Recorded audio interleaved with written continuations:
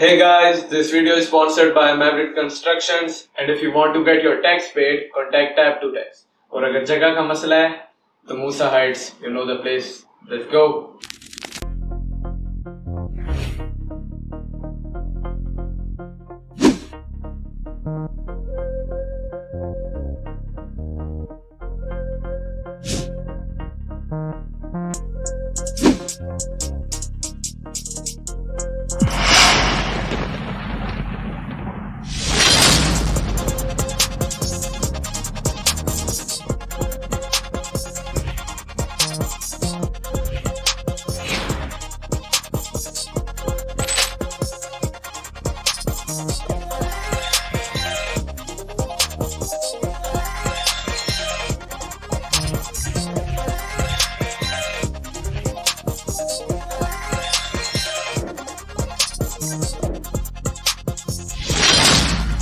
Bot Gaming.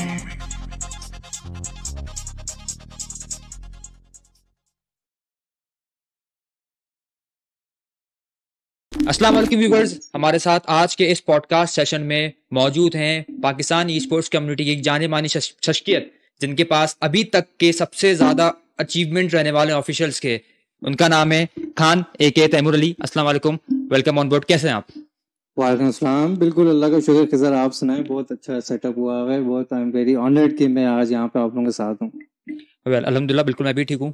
Khan चलें, हमने तो ऑलरेडी फॉलोअप भी किया हुआ है, देखते आ रहे थे कि खान एक टाइम पे पैस खान, F4 खान, क्यूवर्टी खान। तो गेम से आने के पहले की आप अपनी जर्नी के बारे में बताएं। As a student, as a family person, आप कैसे थे और उस टाइम जब गेम नहीं आया हुआ था, खान की क्या लाइफ रूटीन थी? देखिए, पबजी से मैं ई स्पोर्ट्स में बहुत पहले से हूँ। पबजी को तो मेरे से आई थिंक 3 साल 4 साल हो गए होंगे, लेकिन ई स्पोर्ट्स में मैं ऑलमोस्ट 8 साल से हूँ। क्योंकि अगर मैं पबजी से पहले मेरा जो प्रोफेशनल ई स्पोर्ट्स कैरियर है वो मेरा डोटा 2 की गेम में था।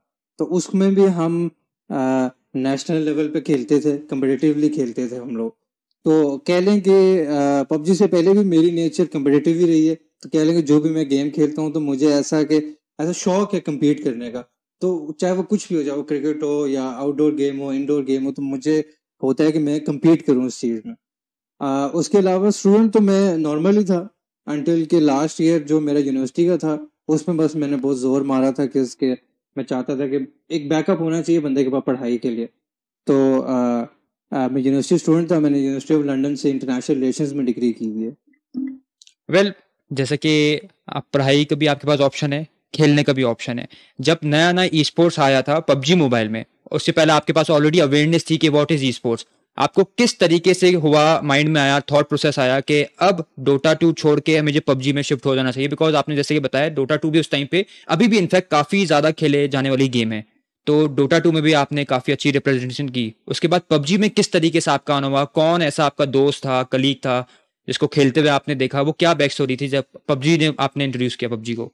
लेकिन मैं तो जिस टाइम पबजी आई थी उस टाइम तो मैंने इसको इतना फेवर नहीं किया था, क्योंकि एज अ पीसी गेमर हम लोग उस टाइम, इवन आजकल भी आप देखेंगे जो पीसी गेमर्स है, मोबाइल गेमर्स को इतना कहते हैं कि यार ये सही को प्रॉपर गेमर्स नहीं है।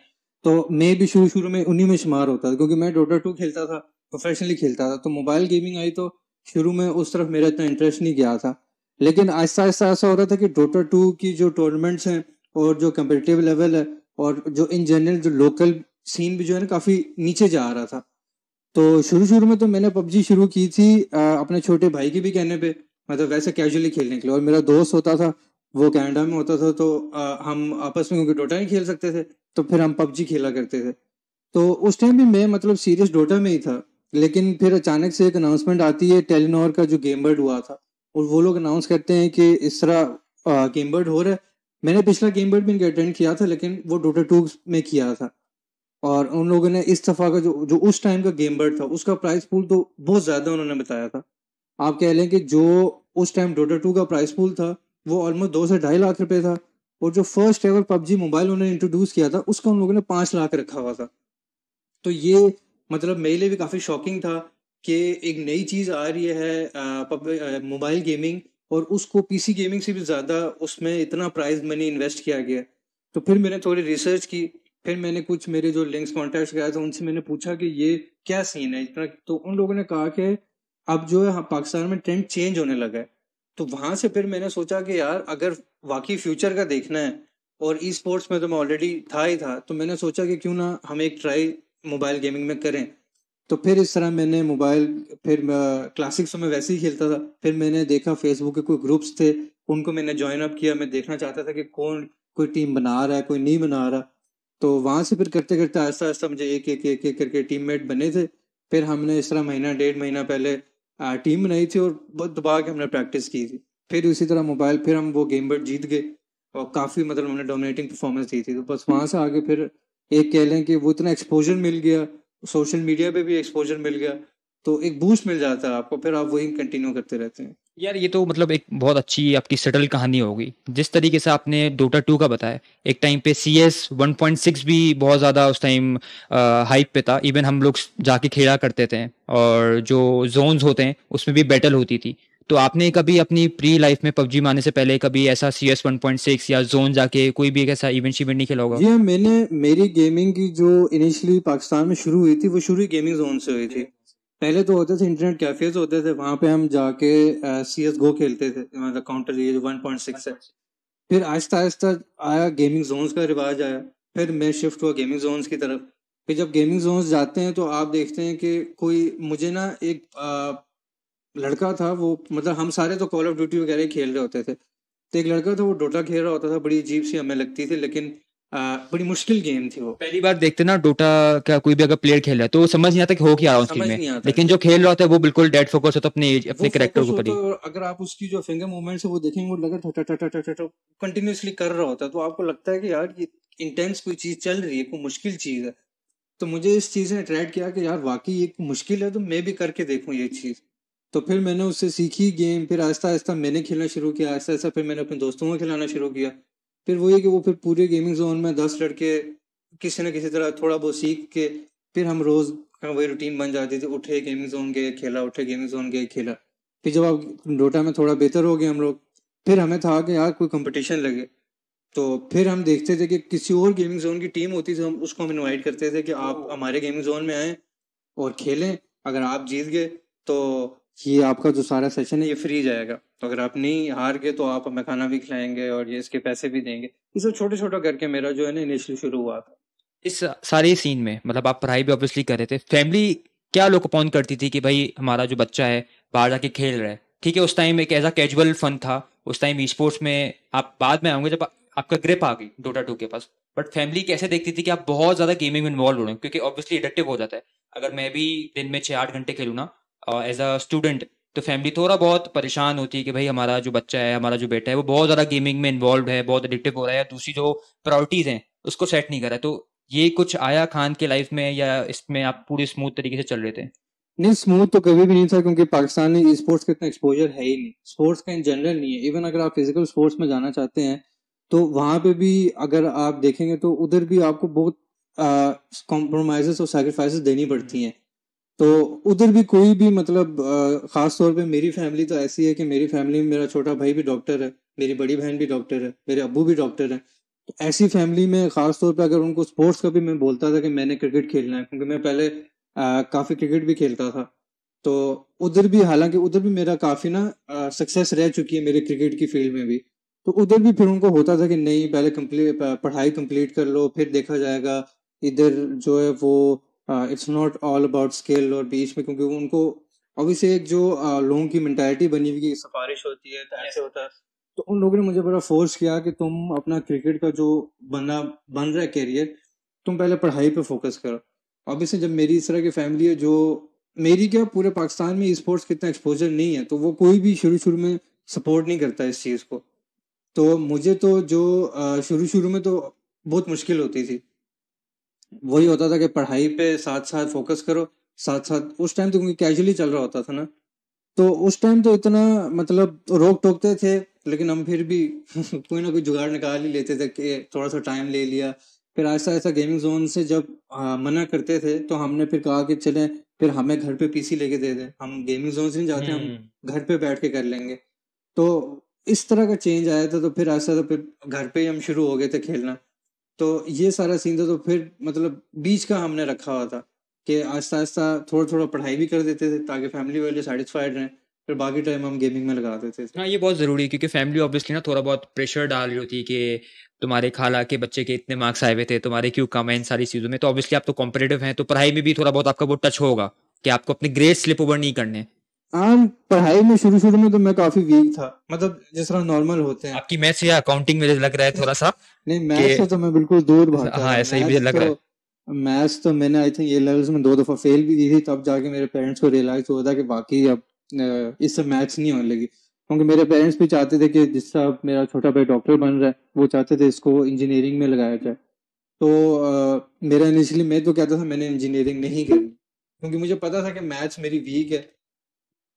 तो मेरा तो शुरू से था कि मैं क्रिकेट में जाना चाहता था, किसी इस तरह की जो सेट फील्ड्स होती हैं कि जिस तरह इंजीनियरिंग हो गई, डॉक्टर हो गया, पुलिस हो गई, इनमें मेरा शुरू में कोई इतना शौक नहीं था कि मैं, क्योंकि मैं 9 to 5 जॉब्स के बड़े शुरू से ही बड़े खिलाफ था। मैं कहता अगर आगे जाके भी कुछ करना हुआ तो अपना बिजनेस कर लेंगे, लेकिन ये 9 to 5 जॉब्स वाला मैंने मेरे बहू को कहता था कि ये मेरी टाइप की नहीं है। लेकिन ऑब्वियसली उस टाइम छोटे होते हैं तो उस टाइम कौन सुनता है आपकी, तो बड़ा मुश्किल होता था उस टाइम ये चीज मैनेज करना। चले फास्ट फॉरवर्ड 2019, आपने अपना पूरा बताया कि ई स्पोर्ट्स में आप किस तरीके से ऑलरेडी आप अवेयर थे ई स्पोर्ट्स में, क्या प्राइस पूल होता है, क्या इकोसिस्टम होता है। 2019 में आप गेम बर्ड भी विन ओवर हुए। टीम ऑनिक्स का बताएं फ्लैशबैक में कि किस तरीके से आपने वो टीम बनाई, किस तरीके से कन्विंस किया, फिर आप लोग ने इनको ई स्पोर्ट्स का बताया, अगर पता नहीं था तो फिर आप लोग जाके आप लोग ने खेला। गेम बर्ड के बाद फिर पीएमसीओ भी आया, उसमें भी आप लोग ने, इवन वाइल्ड कार्ड पीएमसीओ था उस टाइम पे, इतना ज्यादा रुझान नहीं था, कोई जानता भी नहीं था ई स्पोर्ट्स क्या है। वहां से लेके अपनी जर्नी स्टार्ट करें कि किस तरीके से टीम बिल्डअप हुई। लेकिन टीम ऑनिक्स तो मेरी जो सबसे जो फर्स्ट टीम थी वो टीम ऑनिक्स ही थी। वो बनी इस तरह थी कि जब मैंने फेसबुक के ग्रुप्स वगैरह ज्वाइन किए थे तो उधर मैं पोस्ट ढूंढ रहा होता था कि कोई टूर्नामेंट की पोस्ट मिल जाए या कोई जो टीम रिक्रूटमेंट की पोस्ट होती है, तो उधर मैंने एक लड़के की पोस्ट देखी, काफी मतलब पहले उस जमाने में काफी फेमस होता था ऑनिक्स रेज के नाम से। तो उस वो बहुत एक मैं कहता हूँ कि पाकिस्तान का टॉप प्लेयर रह चुके थे। तो उन्होंने उनको फिर मैंने मैसेज किया तो उन लोगों ने कहा कि चलो मेरे साथ ऐसे क्लासेस वगैरह खेलते हैं, तो देखते हैं कि if you are good enough तो हम तुम्हें ना रख लेंगे। उस टाइम वो एक ही थे, तो मैं फिर उनके साथ खेलना शुरू किया, तो उनकी गेम मुझे अच्छी लगी, मेरी गेम भी उनको बड़ी पसंद आई। तो उनके साथ फिर ना मैंने हम 2 मैन से ग्राइंड करनी शुरू की। तो उस टाइम भी होता था कि इस लीडर बोर्ड्स होते थे, इन गेम लीडर बोर्ड्स होते थे जो क्लासेस की बेस पे आते थे। तो हमने फिर डिस्कस किया, फिर हमने जो उधर की लीडर बोर्ड होते हैं वहां से हमने फिर एक दो पाकिस्तानी नाम देखे। तो हमारे जो सबसे फर्स्ट एवर रिक्रूट था रेज मेरे बाद, वो ऑनिक्स वुलवरी था। वुलवरी भी उस टाइम लीडर बोर्ड्स पे काफी टॉप पे रहता था, कॉन्करर पे रहता था। तो उस टाइम यही एक जरिया होता था जिससे आपको पता लगता था कि प्लेयर अच्छा खेलता है। तो उससे फिर हमने कोऑर्डिनेट किया, फिर हमने उसको ऐसा ऐसा टीम में रखा। फिर उसके बाद हमने बीच में काफी लोगों के ट्रायल्स लिए थे लेकिन हमें इस तरह अच्छे नहीं लगे थे। तो फिर एक छोटा लड़का था, आई थिंक 15-16 साल का था, ऑनिक्स वेजिटा के नाम से, तो वो भी लीडर बोर्ड्स पे था। तो फिर मैंने मैंने उसको पर्सनली मैसेज किया, मैंने उसको अप्रोच किया, फिर मैंने उससे बात की, फिर हम दोनों ने साथ खेला, फिर एक दूसरे की इंटरेक्शन हुई, फिर पता लगा कि हाँ भाई तुम लाहौर में होते हो। वो छोटा लड़का था, वो भी काफ़ी कम्पिटिटिव था, बहुत तेज था। फिर हमने एज 4 टीम बनाई। फिर मैंने उनको इस तरह बताया कि मैं डोटा 2 में भी कम्पिटिटिव खेल चुका हूँ, तो मुझे पता है कि जीतने के लिए बेसिकली आपको कितनी स्मार्ट मेहनत करनी पड़ती है। क्योंकि डोटा 2 में भी जो मेरा कैरियर था, एक टाइम पे हम लोग काफ़ी हारते थे। फिर एक टूर्नामेंट आता है जो मतलब मेरी टीम ने इस तरह बैठ के एक डिसाइड किया कि एज 5 प्लेयर्स एक प्रॉपर ग्राइंड करते हैं। 2 महीने का हमने टाइम दिया। मैंने कहा अगर नहीं हुआ हमसे तो हम देखेंगे, सेपरेट वे चले जाएंगे। वो 2 महीने मेरी टीम ने इतनी ग्राइंड की थी कि बस वो मतलब एक टूर्नामेंट हारने का ड्रॉबैक होता है, आपको एक सेटबैक लगता है। तो आपने वो 2 महीने हमने ग्राइंड की, उसके बाद अगले 2 साल हम एक टूर्नामेंट भी नहीं हारे थे। हम 2 साल नेशनल लेवल पे अनडिफीटेड रहे थे। हम बैक टू बैक पता नहीं 5 या 6 दफा नेशनल चैंपियंस बन चुके हुए थे। अक्सर ऐसा होता था कि हम फाइनल्स में जाते थे, अगली टीम खेलती भी नहीं थी, कहती थी कि इनको विनिंग प्राइज दे दो, हमने खेलना ही नहीं है, हमने जलील होना हमने इनसे, तो वो खेलते ही नहीं थे।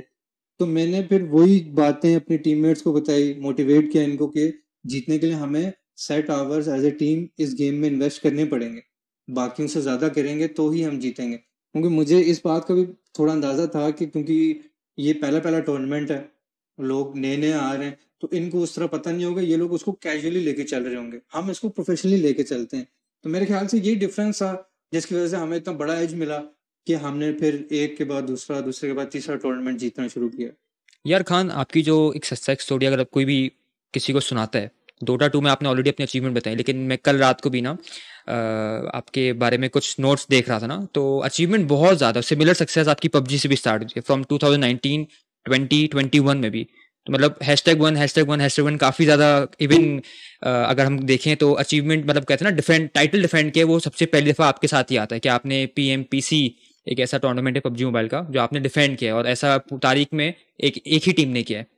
तो वो बताएं कि ऑनिक्स के बाद आपकी टीम सेम थी, आपका जो रिजल्ट था, जो सक्सेस था, वो एक ही आ रहा था, उसके पीछे की कोई राज बताएं। आप लोग इतनी जो मेहनत करते थे, क्या टीममेट के साथ ऐसा बॉन्ड बन गया था, क्या आप लोग कुछ ज्यादा ही ड्रिवन हो गए थे, इतना ही मोटिवेटेड थे कि आप लोग बहुत प्रैक्टिस करते थे?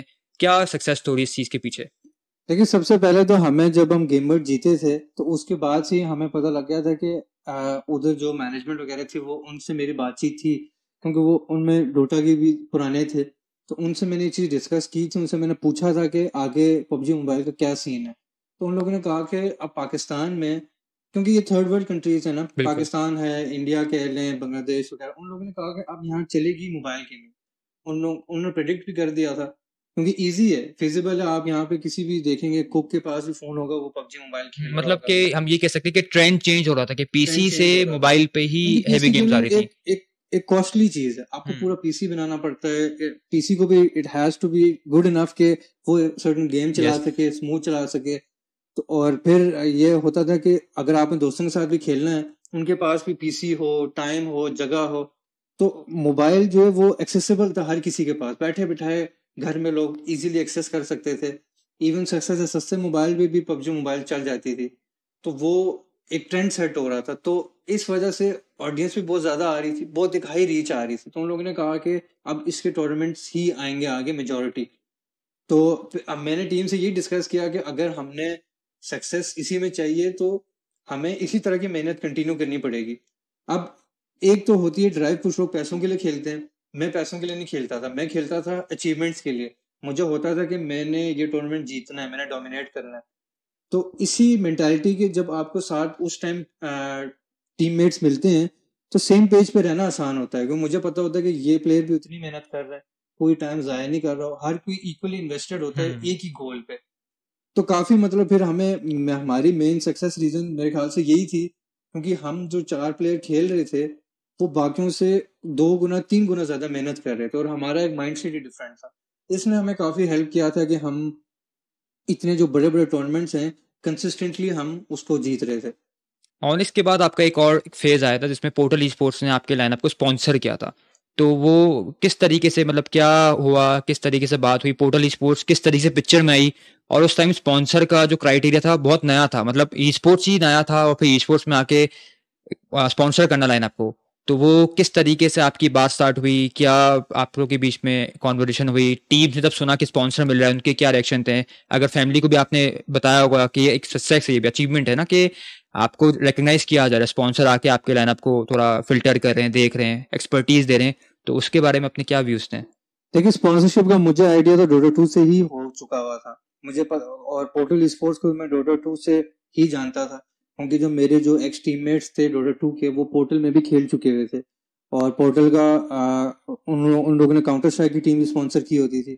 इवन जो पिछला गेम बर्ड हुआ था उसमें भी पोर्टल स्पोर्ट्स की डोटा 2 की टीम थी। उस टाइम जो मेरी टीम थी वो भी स्पॉन्सर्ड ही थी, अच्छा। जो हमारी टीम थी वो भी स्पॉन्सर्ड ही थी। तो हमें ऑलरेडी पता था इन चीजों के बारे में। तो जब ऑनिक्स के साथ हम आगे जीत गए टूर्नामेंट, तो मैंने अपने जो पोर्टल के टीममेट्स उनसे मैंने बात की कि अब इनको कहते हैं कि अब आप मोबाइल गेमिंग में भी इन्वेस्ट करें, क्योंकि सीन यहाँ पे भी चल रहा था और उनको टीम चाहिए थी। तो मेरी उनसे बात गेमबर्ड से थोड़ा पहले से शुरू हो चुकी हुई थी। तो उन लोगों ने कहा कि लेट अस सी कि आपका क्या रिजल्ट्स रहते हैं, तो फिर हम आपको ना उस पर फॉलो अप करेंगे। तो हमने फिर जब जीता तो वो सारे ऑन द सेम पेज आ गए थे कि अब यही एक टीम नजर आ रही है। तो फिर मेरी उनके जो सीईओ हैं फवाद गौरी साहब, काफी अच्छे इंसान है, तो उनसे फिर मेरी डिस्कशन हुई। वो स्पोर्ट्स में काफी इन्वेस्ट करते थे, काफी उनका शौक भी था। वो जो डोटा 2 टीम थी उनके साथ काफी क्लोज भी थे, काफी उन्होंने अपॉर्चुनिटीज क्रिएट की थी उनके लिए। तो फिर उनके साथ मेरी बातचीत और इस तरह हमने उन लोगों ने हमें स्पॉन्सर किया था। या थोड़ा सा जिस तरीके से जब पैस आ गई उस टाइम आप लोग ने साउथ एशिया क्वालिफाइड भी खेला था पीएमसीओ का, मतलब साउथ एशिया पीएमसीओ का 2019 में, उस टाइम पे जो बड़ी बड़ी टीम अगर हम भी अगर फिंगर टिप्स पे देखें, or, TSM Entity, Mega Stars, जो कि मतलब ऑलरेडी उसके बाद भी पीएमडब्ल्यूआई में भी हमें देखने को मिली थी, उस टाइम आप कॉम्पीट कर रहे थे उनके अगेंस्ट में, तो उस टाइम लॉबी की क्या एक्सपीरियंस था, क्या डेप्थ थी, और किस तरीके से आप खुद को मेंटली प्रिपेयर करते थे, बिकॉज ऑब्वियसली आप डायरेक्टली उनके साथ कम्पीट कर रहे हैं जिनके पास ज्यादा एक्सपोजर है, जिनके पास ज्यादा अच्छी रिसोर्सेस है, जिनके पास ज्यादा अच्छा सिस्टम है। देखिए इंडियंस के साथ तो हमने आगे जाके जो आई थिंक सेकंड या थर्ड पीएमसीओ था, तब जाके हमारा जो है ना, उन लोगों ने हमें इंडियंस के साथ मिक्सअप मिक्सअप किया किया था। था। पहले जो फर्स्ट एवर जो पबजी का पहला पीएमसीओ आया था ना, उसमें पाकिस्तान को वाइल्ड कार्ड की स्लॉट वाइल्ड दी गई थी। उसमें बीच में फिर चाइनीज टीम्स भी आई हुई थी। जब हमने खेला था, इनिशियल क्वालिफाई किया था, उसमें उस टाइम ये साउथ एशिया सीन नहीं होता था कि नेपाली टीम्स आ गई, इधर आ गई। उस टाइम काफी बड़ी बड़ी टीमें आती थी। उस टाइम चाइना की आती थी, दो चार भूटान की होती थी, अफगानिस्तान की होती थी, इस तरह की टीम्स आती थी। तो हमें तो मतलब हमें नहीं पता था कि पीएमसीओ इतना बड़ा टूर्नामेंट है। हमारे लिए यही था कि मुझे न्यूज मिली थी पबजी वालों की तरफ से कि इस तरह का एक ऑफिशियल वो लोग चीज लेके आ रहे हैं। तो उसमें हमने उस टाइम क्वालिफायर भी बड़े डिफरेंट होते थे। आपको जो क्वालिफाइंग क्राइटेरिया होता था वो मतलब क्लासिक के गेम्स होते थे, और हैकर्स को भी आपको बड़ा टैकल करना पड़ता था, काफी मुश्किल होता था। तो वहां पे हमने बस टीम को मैंने कहा कि चलो एक ट्राई करके देख लेते हैं क्या जाता है। तो हमने एक अटेम्प्ट किया अपना पूरा। तो लकीली हम इवन जब क्वालिफायर्स खत्म हुए थे तो हमें नहीं लग रहा था कि हम क्वालिफाई कर गए, लेकिन मुझे लकीली एक दिन मेल आई। मैंने टीम को कहा कि भाई हम लोग तो क्वालिफाई हो गए हैं। इवन जब हमने पहला दिन टूर्नामेंट का खेला तो हमें नहीं पता लग रहा था कि ये इतना बड़ा टूर्नामेंट है। जब हमने एक्चुअली यूट्यूब लगाया और हमने उसकी लाइव स्ट्रीम देखी, तो मतलब तब हमें पता लगा कि ये कास्टिंग भी इसकी इतनी हाई लेवल की हो रही है, इसकी प्रोडक्शन इतनी हाई लेवल की है। इवन जो हमें मैनेज कर रहा था वो था स्टार लैडर के नाम से एक ऑर्गेनाइजेशन है, काफी बड़ी है, रशिया की ऑर्गेनाइजेशन है। मैं जानता था इस ऑर्गेनाइजेशन को डोटा 2 के टाइम से, क्योंकि ये डोटा 2 के बहुत मेजर मेजर इवेंट्स कराते थे। तो जब इतनी बड़ी ऑर्गेनाइजेशन आपका एक टूर्नामेंट हैंडल कर रही है तो वहां से आपको टूर्नामेंट का कैलिबर पता लग जाता है। तो वो बहुत प्रोफेशनली चल रहे थे। वो बड़े स्ट्रिक्ट रूल्स उन लोगों ने रखे हुए थे कि भाई जो आईपैड पे होगा उसको हम कैंसिल आउट करेंगे, वो पकड़ा जाएगा। हमें तो शुरू शुरू में लगता था कि कोई भी नहीं पकड़ा जाएगा, लेकिन जब वो स्टार लैडर वाले उनके पास सर्टेन सॉफ्टवेयर से, इससे आपको पता लगता है कि टूर्नामेंट की वर्थ कितनी है, कितना बड़ा टूर्नामेंट है। फिर हमने उसको सीरियसली लेना शुरू किया। फिर हमने आई थिंक पाकिस्तान की हमारी वाहिद टीम थी जिसने वाइल्ड कार्ड वाले डिवीजन में दो back to back chicken dinner किए थे। वो उस टाइम के लिए भी हमारे लिए बहुत बड़ी अचीवमेंट थी। लेकिन उस टाइम ना हमारा माइंडसेट बड़ा डिफरेंट होता था। हम कहते थे कि हम ही अच्छे हैं, हमें नहीं पता था कि चाइनीज टीम्स हैं ये। उस टाइम भी एक टीम होती थी मेरे ख्याल से नोवा स्पोर्ट्स के नाम से। वो नोवा चाइनीज नहीं थी, लेकिन वो उन्हीं की एक और थी। तो वही टॉप प्लेयर्स थे। अब जब हमने उनके खिलाफ खेलना शुरू किया तो जब हमें पता नहीं था कि बड़ी टीम है तो हम उनको इजीली डोमिनेट कर रहे थे। लेकिन जो फाइनल्स है हमने रिसर्च की, हमें पता लगा कि यार ये तो प्रॉपर सीन है, ये तो बहुत बड़े बड़े प्लेयर्स हैं। फिर फाइनल्स आए तो ऑब्वियसली वो हमारा पहला पहला उस तरह का इंटरनेशनल एक्सपोजर था। फिर हमने पैनिक किया, चोक हुए, जो भी हुआ हम हार गए। लेकिन फिर आहिस्ता आहिस्ता आहिस्ता फिर हमारे इंडियंस के साथ मैच किया गया था। वो भी पीएमसीओ कह लें कि हम काफी कॉन्फिडेंट थे। हमें था कि हम ये पाकिस्तान इंडिया की राइवलरी तो आपको पता है क्रिकेट और जो मर्जी हर हो, जगह होती है। हर जगह थी। हमें था कि हमने इसमें ना, मैंने क्योंकि अपनी टीममेट को भी इस तरह बूस्ट किया टीम को कि हमारा जब डोटा 2 में पाकिस्तान वर्सेस इंडिया होता था तो उसी से पाकिस्तान को कह लेंगे एक कम्पिटिटिव डोटा 2 का बूस्ट मिला था कि देखो पाकिस्तान वर्सेस इंडिया हो रहा है। वहीं से रीच आई थी, वहीं से वॉचिंग आई थी। और इसी तरह का सीन मैंने अपनी टीम को बताया कि भाई अब पबजी में भी यही होने लगा है, तो रेडी हो जाओ। तो वो एक अलग ही एक्सपीरियंस था। वो भी आई थिंक हम आराम से क्वालिफाई कर जाते, लेकिन अनफॉर्चुनेटली ये हुआ कि जो पीएमपीसी सीजन 1 के फाइनल्स थे और पीएमसीओ के ग्रुप बहुत स्टेजेस क्लोज थे वो डेट्स, बहुत उनका क्लोज थे। क्लैश आ रहा था। तो हमें अब तो खैर क्लैश नहीं आता, अब तो थोड़ी उनकी भी मिसमैनेजमेंट थी। तो उन लोगों ने हमें चॉइस दी कि या आप पीएमसीओ खेल लें या पीएमपीसी के फाइनल्स खेल लें। तो फिर मैंने टीम से डिस्कस किया तो फाइनल्स को आप गिव अप नहीं कर सकते, वो भी इतना हाई प्राइस पूल था उसका। तो वो फिर हमने खेला। वो हमें फिर बाद में जाके पता लगा कि अगर हम सेमीफाइनल्स के लिए क्वालिफाई करते हैं तो इसके सेमीफाइनल्स इंडिया में हुए थे मेरे ख्याल से। जो लैंड इवेंट हुआ था उसके सेमीफाइनल्स का, सेमीफाइनल्स और फाइनल दोनों इंडिया में हुए थे। तो वो एक हमने बहुत बड़ी अपॉर्चुनिटी मिस की थी, लेकिन दुख नहीं था क्योंकि पीएमपीसी भी हम जीत चुके थे, एक बड़ा मेजर जीते थे, इतना बड़ा प्राइस पूल आ रहा था इसका। तो मतलब कह लेंगे जहाँ पे गेम बर्ड का हम देख रहे थे 5 लाख रुपए था, तो वहां पे तो मेरे ख्याल से जो पीएमपीसी का सीजन 1 था उसका आई थिंक 10 लाख था या 20 लाख था। तो वो उस टाइम बहुत ज्यादा था हमारे लिए, क्योंकि यकीन माने हम जब डोटा की स्पोर्ट्स खेलते थे हमें 20-25 हजार से ज्यादा प्राइस पूल नहीं मिलता था। मैक्सिमम कह लें डोटा 2 का हमने पाकिस्तान में 60 to 70 थाउजेंड खेला होगा। हम डिफरेंट सिटीज जाते थे, एबटाबाद जाते थे, लाहौर जाते थे, लेकिन हमें प्राइस पूल 50 से ज्यादा मिलता ही नहीं था। तो एकदम 5 लाख का बूस्ट, फिर 5 लाख से 10 से 20 लाख का बूस्ट, तो वो हमारे लिए एक बहुत बड़ी चीज थी। तो इस चीज में भी काफी मोटिवेट करके रखा हुआ था मेरे टीममेट्स को। मैं उनको कहता था कि मैं अचीवमेंट्स में खेल रहा हूँ, तुम लोग बेशक विनिंग प्राइज के लिए खेलो। At the end of the day team का सेम पेज पे होना जरूरी होता है जीत की तरफ। वो ये नहीं होता कि सिर्फ कैजुअली गए, एंजॉय किया और आ गए, या हम जा रहे हैं तो सिर्फ एक नॉर्मल खेलने के लिए जा रहे हैं। खेलना है तो फिर हम लोग जीतने के लिए खेलेंगे। तो ये मेरे ख्याल से काफी एक मेजर रोल प्ले किया था। उस टाइम ऑब्वियसली पेस भी आपसे काफी सेटिस्फाई होगी कि आप लोग ने उनको जो रिजल्ट्स चाहिए थे वो डिलीवर करके दिए। ऑब्वियसली आप जीते हैं, और ऐसा टूर्नामेंट जो आप बाहर की इंटरनेशनल लॉबी खेल के पाकिस्तान की लॉबी में खेले तो ऑब्वियसली फर्क तो होगा उसमें। उस टाइम पे इतना ज्यादा ऐसा कॉम्पिटिटिव मैटर था नहीं। उस टाइम लोगों की यही मेंटेलिटी थी कि टूर्नामेंट है, another tournament end of the day, ऐसी खेलने वाली थी। बट आपने अपनी टीम को कैसे कैरी किया, उनको किस तरीके से मोल्ड किया कि यार नहीं इसमें लंबा सीन है, इसमें हम पिक्चर को आगे देख सकते हैं। बिकॉज अगर हम रिकॉर्ड्स को भी देखें तो आपने अपनी टीम को ना काफी टाइम तक सेम प्लेयर्स को आपने चलाए, 3 साल 4 साल तक। तो एक तो ये बताएगा कि किस तरीके से आपने कन्विंस किया, बिकॉज ऑब्वियसली जिस तरीके से हम लोग आ रहे हैं, ब्रॉटअप हो रहे हैं, पेरेंट्स की भी थिंकिंग रहती है कि आपने 1 साल दे दिया, चलो ठीक है, 2 साल दे दिया, लेकिन आप इतना ज्यादा आप खुद के टाइम को इन्वेस्ट कर रहे हो कि आपका जो आगे का करियर है ऑब्वियसली उसमें भी बहुत बड़ा सवाल रहता है ना। तो आपने खुद के अलावा कोई भी ऐसा मसला आया कि टीममेट्स की ही पेरेंट्स को कन्विंस करना पड़े, टीममेट्स को खुद कन्विंस करना पड़े कि नहीं यहाँ थोड़ा और टाइम दो, आगे अच्छा सीन हो सकता है?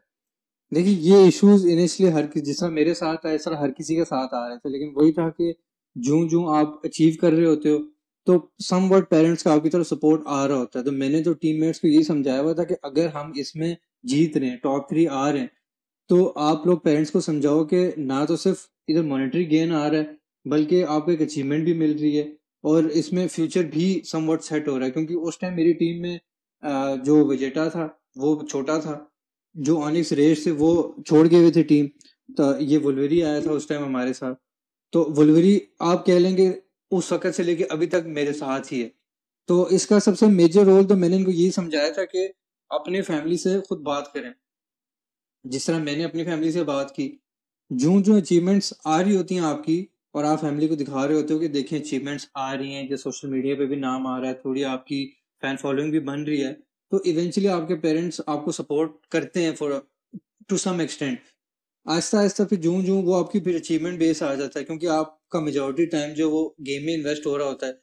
फिर आप जो आप जीतते हैं, जिस तरह हम गेम बर्ड जीते, मैंने उनको कहा कि अपनी फैमिली को दिखाओ, आप शेयर करो, आप कि अपनी फैमिली जब तक खुद नहीं बात करेंगे, आपको खुद उनको कह लें कि एक्सपोजर देना है, उनको खुद से नहीं पता लगना है।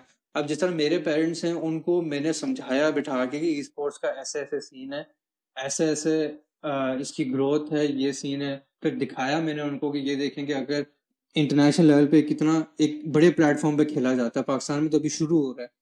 तो वो ये है कि समझाने से ही बात समझ आती है पेरेंट्स को। तो वेजिटा ने भी समझाया। अब आपका आपका एक 16 15 16 साल का लड़का है, उसको इतनी विनिंग आ रही है कि वो अपने पैसों से फोन ले रहा है, तो वो पेरेंट्स खुद ब खुद आहिस्ता आहिस्ता थोड़ा ना उसमें इन्वेस्ट करना शुरू हो जाते हैं कि हाँ चलो उसको थोड़ा टाइम दे देते हैं। तो यही था कि अचीवमेंट्स ने बहुत बड़ा मेजर रोल प्ले किया था कि हमारे पेरेंट्स कन्विंस हुए थे कि हाँ चलो इनको थोड़ा टाइम दे देते हैं इस चीज में। वो फिर अल्लाह की तरफ से कह लें कि अच्छा था कि हम लोग कंसिस्टेंटली जीत रहे थे, जीतते नहीं भी तो टॉप 3 आ रहे थे, मनी वाइज भी आ रहा था, फेम भी मिल रहा था।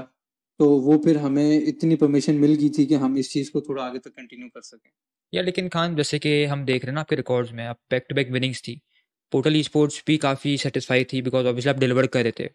उस टाइम आप लोग डीजीए भी जीत चुके थे। Then what was the main reason कि portal esports step aside? मतलब एक जो ऑर्गेनाइजेशन को चाहिए होता है कि ऑब्वियसली वो ग्रो कर रही है एंड उनके जो एथलीट्स हैं जो उनको स्पॉन्सर्ड हैं, उनके अंडर आ रहे हैं, उनके नाम के साथ खेल रहे हैं, वो डिलीवर कर रहे हैं, तो उसके बावजूद उन्होंने क्यों स्टेप बैक किया आप लोग की लाइनअप के साथ? देखिए जो जो हमारी अचीवमेंट्स बढ़ रही थी, हमें ऐसा फील हो रहा था कि हमारी वर्थ भी बढ़ रही है उसी के साथ साथ। एक जिस तरह कह लेंगे प्लेयर की नेटवर्थ होती है, वो एक सर्टन टूर्नामेंट जीतता है, वो बढ़ती है, जीतता है, बढ़ती है। तो वो हमें ऐसा लग रहा था कि हम पिछले 2 से 3 मेजर बैक टू बैक जीत चुके थे, और जो हमें जो पैकेज मिल रहा था वो हमें ऐसा लग रहा था कि वो काफ़ी कम है, और वो हमें ना होल्ड बैक कर रहा था काफ़ी। इसमें कह लें कि काफ़ी सारी पाकिस्तान में कह लें कि प्रॉपर स्पॉन्सरशिप की जो लाइनअप्स हैं, या स्पॉन्सर्ड का मीनिंग जो है, काफ़ी सारी जो ऑर्गेनाइजेशन उनको प्रॉपरली नहीं पता। वो लोग कोशिश करते हैं कि वो प्लेयर्स को ना एक्सप्लॉइट करें। काफ़ी सारी ऑर्गेनाइजेशन है डिफरेंट डिफरेंट, जिनका मैं नाम नहीं ले सकता, लेकिन मुझे पता है उनके बारे में। तो हमारा मेन रीजन, मैंने टीम को भी ये कहा कि हमारी अब वर्थ इतनी हो गई है कि वी डिजर्व मोर। तो हमने इनिशियली डिसाइड किया कि या तो हम इनको प्रपोजल देते हैं, अगर ये एग्री करते हैं तो ठीक है, नहीं तो विल मूव ऑन, हमें इवेंचुअली कोई ना कोई मिल ही जाएगा। अब जब आपके पास अचीवमेंट्स हो, आप कॉन्फिडेंट होते हो कि आपका ये सर्टन पोर्टफोलियो है, आपको मिल जाएंगे, कोई ना कोई स्पॉन्सर मिल जाएगा। जब ऑन पेपर आप किसी को भी रखेंगे, तो मुझे उस टाइम ऑफर्स भी आ रही थी काफ़ी सारी। तो हमने फिर उनसे बात की, हमने कहा कि इस तरह हमारा पैकेज वगैरह चेंज करें, तो वो कोई बीच में बात नहीं बन सकी, तो फिर हम सेपरेट वे से चले गए थे। खैर पेस जाने के बाद हम लोग ने देखा उन्होंने अपना दूसरा लाइनअप भी एक्वायर किया था, बट पेस Khan to F4 Khan, F4 भी एज अ स्पॉन्सर आई भी थी।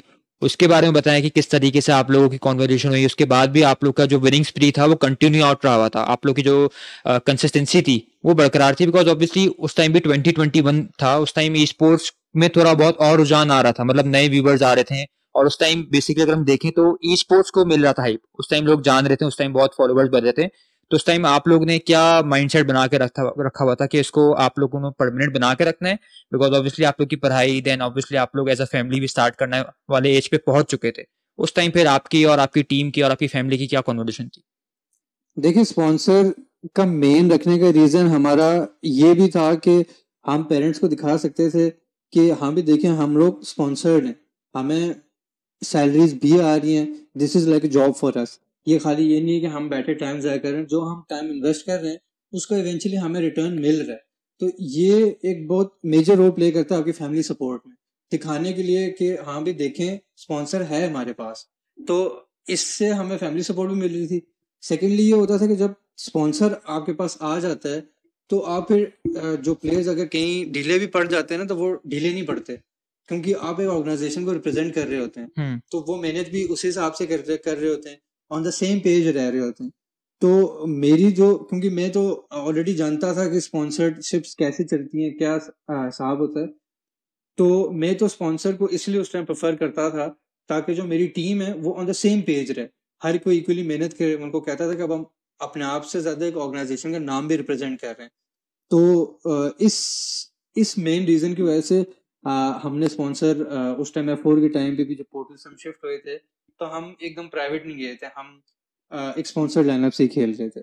ओके, पहले आपने जब अपनी लाइनअप बनाई थी उसमें आपने बताया किस तरीके से आप वेजिटा को लेके आए हैं, किस तरीके से आप बुलबुली को लेके आए हैं, वो कहानी बताएं कि किस तरीके से आपने रहमान को अपनी टीम के साथ इन्वॉल्व किया, और रहमान के बाद फिर और भी कुछ ना कुछ चेंजेस आई, F4 में भी चेंजेस आई, और फिर जिस तरीके से आप लोग ने F4 के बाद भी अपना टैग्स चेंज किए, तो ये क्यों मतलब अक्सर हो रहा था कि प्लेयर्स सेम है लेकिन टैग्स डिफरेंट हो रहे हैं, ऑल्दो आप लोग की परफॉर्मेंस कंसिस्टेंस है, तो उसके पीछे का क्या कहानी थी? देखिए, रहमान को तो मैंने स्काउट किया था इसी तरह नॉर्मल प्लेयर्स के बीच में से। तो आप देखते हो कि कौन सा, क्योंकि मैं तो इस चीज़ में बहुत इन्वेस्टेड था ना, मैं आगे पीछे उस टाइम देखने के लिए, एक अंडरडॉग प्लेयर के लिए आपके पास क्लासिक के स्टैट्स ही रहते थे। तो आप अक्सर प्लेयर्स की मैं खोल के देख रहा होता था, तो किसी के सीजन पूरे में 200 मैचेस हो जाएंगे, 250 मैचेस हो जाएंगे। तो देखते देखते जब मैंने रहमान की इस तरह खोली थी प्रोफाइल, तो उसके एक सीजन में 1500 मैचेस होते थे, 2000 मैचेस होते थे। तो इससे पता लगता है कि एक प्लेयर जो है वो गेम को लेके कितना सीरियस है, कितना इन्वेस्ट किया है उसने टाइम। तो और उसके स्टैट्स भी बता रहे थे कि इसमें टैलेंट है, एक अंडरडॉग टीम से खेल रहा था वो। तो फिर मैंने उसको अप्रोच किया था कि तुम्हें हम एक एक्सपोजर देते हैं, एक अपॉर्चुनिटी देते हैं, बड़ी अपॉर्चुनिटी, जहाँ पे तुम जैसे प्लेयर का नाम और आगे है। तो वो तो फिर बाकी उसकी मेहनत थी कि हमने तो उसको एक प्लेटफॉर्म दिया। फिर मतलब ऐसा सीन होता था कि क्योंकि अंडरडॉग था, तो हमें उसको, मुझे काफ़ी सारी चीज़ें कुछ सिखानी भी पड़ती थी, बाकी वो डिलीवर वो करता था। फिर मेरे उसके बीच में मतलब एक दूसरे की गेम पे इतना ट्रस्ट डेवलप हो गया था कि एक दूसरे का हम समझना शुरू हो गए थे। तो इस चीज़ ने काफ़ी एक की रोल प्ले किया था कि आगे रहमान की परफॉर्मेंस भी इतनी डोमिनेटिंग रही थी। तो उसके अलावा जो बीच में टैग्स हमारे चेंज हो रहे थे, तो टैग्स मेनली यही था कि हमें अच्छी अपॉर्चुनिटी मिले, क्योंकि जितनी अच्छी अपॉर्चुनिटी मिलेगी एज अ प्लेयर भी हम फील कर रहे थे कि वी डिजर्व मोर। थोड़ा मतलब जूं जूं स्पोर्ट्स बढ़ रहा था, हम देख रहे थे कि जिस तरह पीएमपीसी आया सीजन 1, फिर पीएमपीसी के बाद जो पीएमपीसी का सीजन 2 आया, तो इतना उसका प्राइस पूल भी आप देखें 1 करोड़ रुपए उन्होंने प्राइस पूल रखा हुआ था। तो कहाँ पे हम 5 लाख का टूर्नामेंट देखते हैं और कहाँ पे फिर हम 1 करोड़ का टूर्नामेंट देखते हैं। तो मतलब इस तरह की अपॉर्चुनिटी जीतने के लिए और इतने बड़े इवेंट जीतने के लिए आप कहते हो कि हम एक ऑर्गेनाइजेशन के साथ जुड़े रहते, टीम भी मेहनत करेगी, और तो ये हमारा मेन रीजन था कि हम एक ऑर्गेनाइजेशन के साथ रखें। पीएमपीएल पाकिस्तान का जब एक नया मेटा आया कि भाई पाकिस्तान को मतलब उस टाइम पीएमसीयू हुआ करता था, ठीक है, पीएमसीयू के बाद थोड़ा सा अपग्रेड वर्जन पे गए कि पीएमसीयू को बी से सी टियर कर दिया। देन ये दो इवेंट्स थे बी टियर इवेंट्स, जिसमें पीएमपीसी हो गया, फिर पीएमसीसी हो गया, पीएमएनसी हो गया, उसके बाद फिर ए टियर इंट्रोड्यूस किया गया था पीएमपीएल पाकिस्तान। उसमें थोड़ा बहुत मेटा भी शिफ्ट हो रहा था, बट स्टिल अगर हम वे बैक में देखें तो जिस तरीके से फ्री स्टाइल ने अपनी रिकग्निशन बनाई थी PMWL जाके, और बबलू की भी काफी ज्यादा स्ट्रॉन्ग फैन बेस थी, तो आप लोगों को कभी ऐसा महसूस नहीं हो कि आप लोग के पास एक परमानेंट नाम होना चाहिए था? ऑब्वियसली एज एन प्लेयर आप लोग को बहुत ज्यादा रिकग्निशन मिलती है, बट एक ऐसी टीम जिसको एक फैन बेस मिले वो आप लोग के साथ कभी भी नहीं रही है। मतलब एक ऐसा नाम, एक ऐसा टीम टैग ऐसा नहीं रहा, तो क्या इसके पीछे बैक स्टोरी है कि आप लोग ने वो क्यों नहीं प्रेफर किया? नहीं, हम देखते थे कि जिस तरह टीम बबलू थी, तो उस टाइम भी इनके पास जो फैन फॉलोइंग थी काफी, इनकी ना यूट्यूब से इनकी रीच बनी हुई थी। तो उस टाइम भी होता था कि मेरे टीममेट्स मुझे भी कहते थे कि मैं यूट्यूब की तरफ आऊं, स्ट्रीमिंग करूं, लेकिन उस टाइम मेरा माइंडसेट ऐसा होता था कि ये आपको ना एक गोल से डाइवर्ट करने वाली चीज है, क्योंकि अगर आप यूट्यूब भी साथ साथ चला रहे होते हो तो मेरा जो पर्सनल माइंडसेट ये है कि एक तरह से आपके पास एक बैकअप प्लान रह जाता है।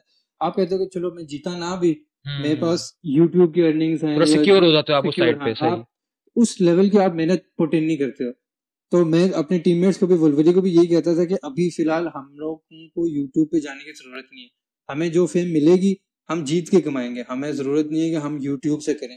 तो मैं पर्सनली भी इसलिए लाइव स्ट्रीम नहीं करता था। मैं कहता था कि जो टाइम मैंने लाइव स्ट्रीम में वेस्ट करना है उससे अच्छा है कि मैं वो हार्डवर्क में कर लूँ, मैं किसी टीम को स्टडी कर लूँ।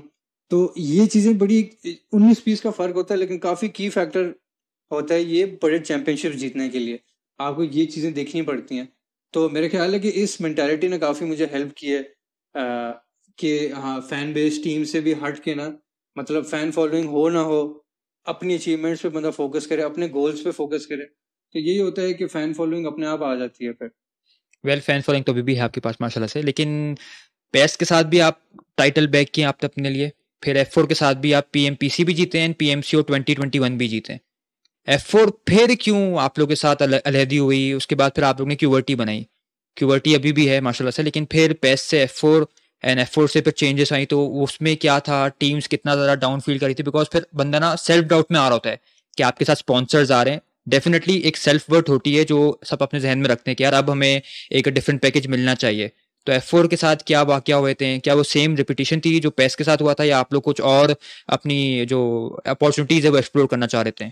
नहीं, वही बात है ना कि पाकिस्तान में किसी को प्रॉपर मीनिंग नहीं पता था कि एक्चुअल स्पॉन्सरशिप्स करते कैसे हैं। थोड़ा थोड़ा सा आप बताएं कि मतलब आप क्या एक्सपेक्ट करते हैं एज अ स्पॉन्सर, अगर कोई भी आ रहा है मतलब तो कोई क्या भी क्या डिलीवर स्पॉन्सर होने जिस तरह चाहिए? आता है तो वो प्लेयर को एक्सप्लॉइट करने की कोशिश नहीं करता। वो ये नहीं कहता कि जो उसकी जो इनकम आ रही है वो प्लेयर की विनिंग्स के थ्रू आ रही हो। ये बिल्कुल एक मतलब जो भी है वो ई स्पोर्ट्स के लिए करे।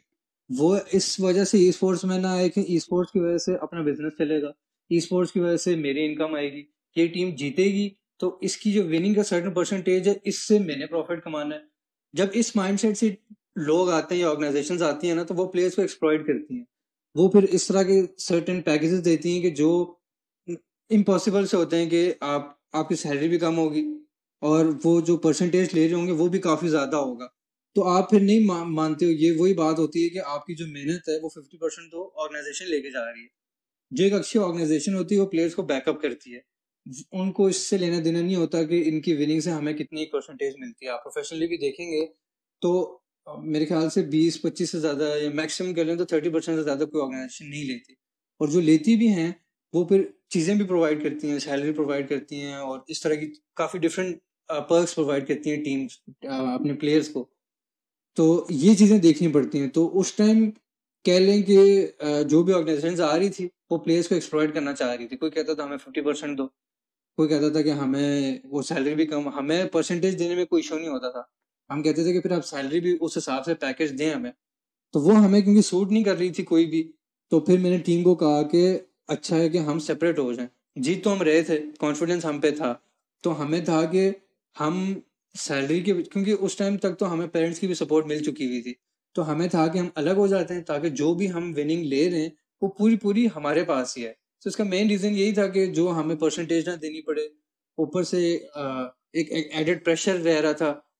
तो इस चीज़ से हटने के लिए हमने कहा कि चलो अब हम अपनी प्राइवेट अलग से टीम बना लेते हैं ताकि ना थोड़ा प्रेशर रिलीज हो जाए। फिर उसके बाद भी हमें फ़ायदा हुआ था, हम मेरे ख्याल से पीएमसीसी जीते थे क्वालिटी के नेम के साथ।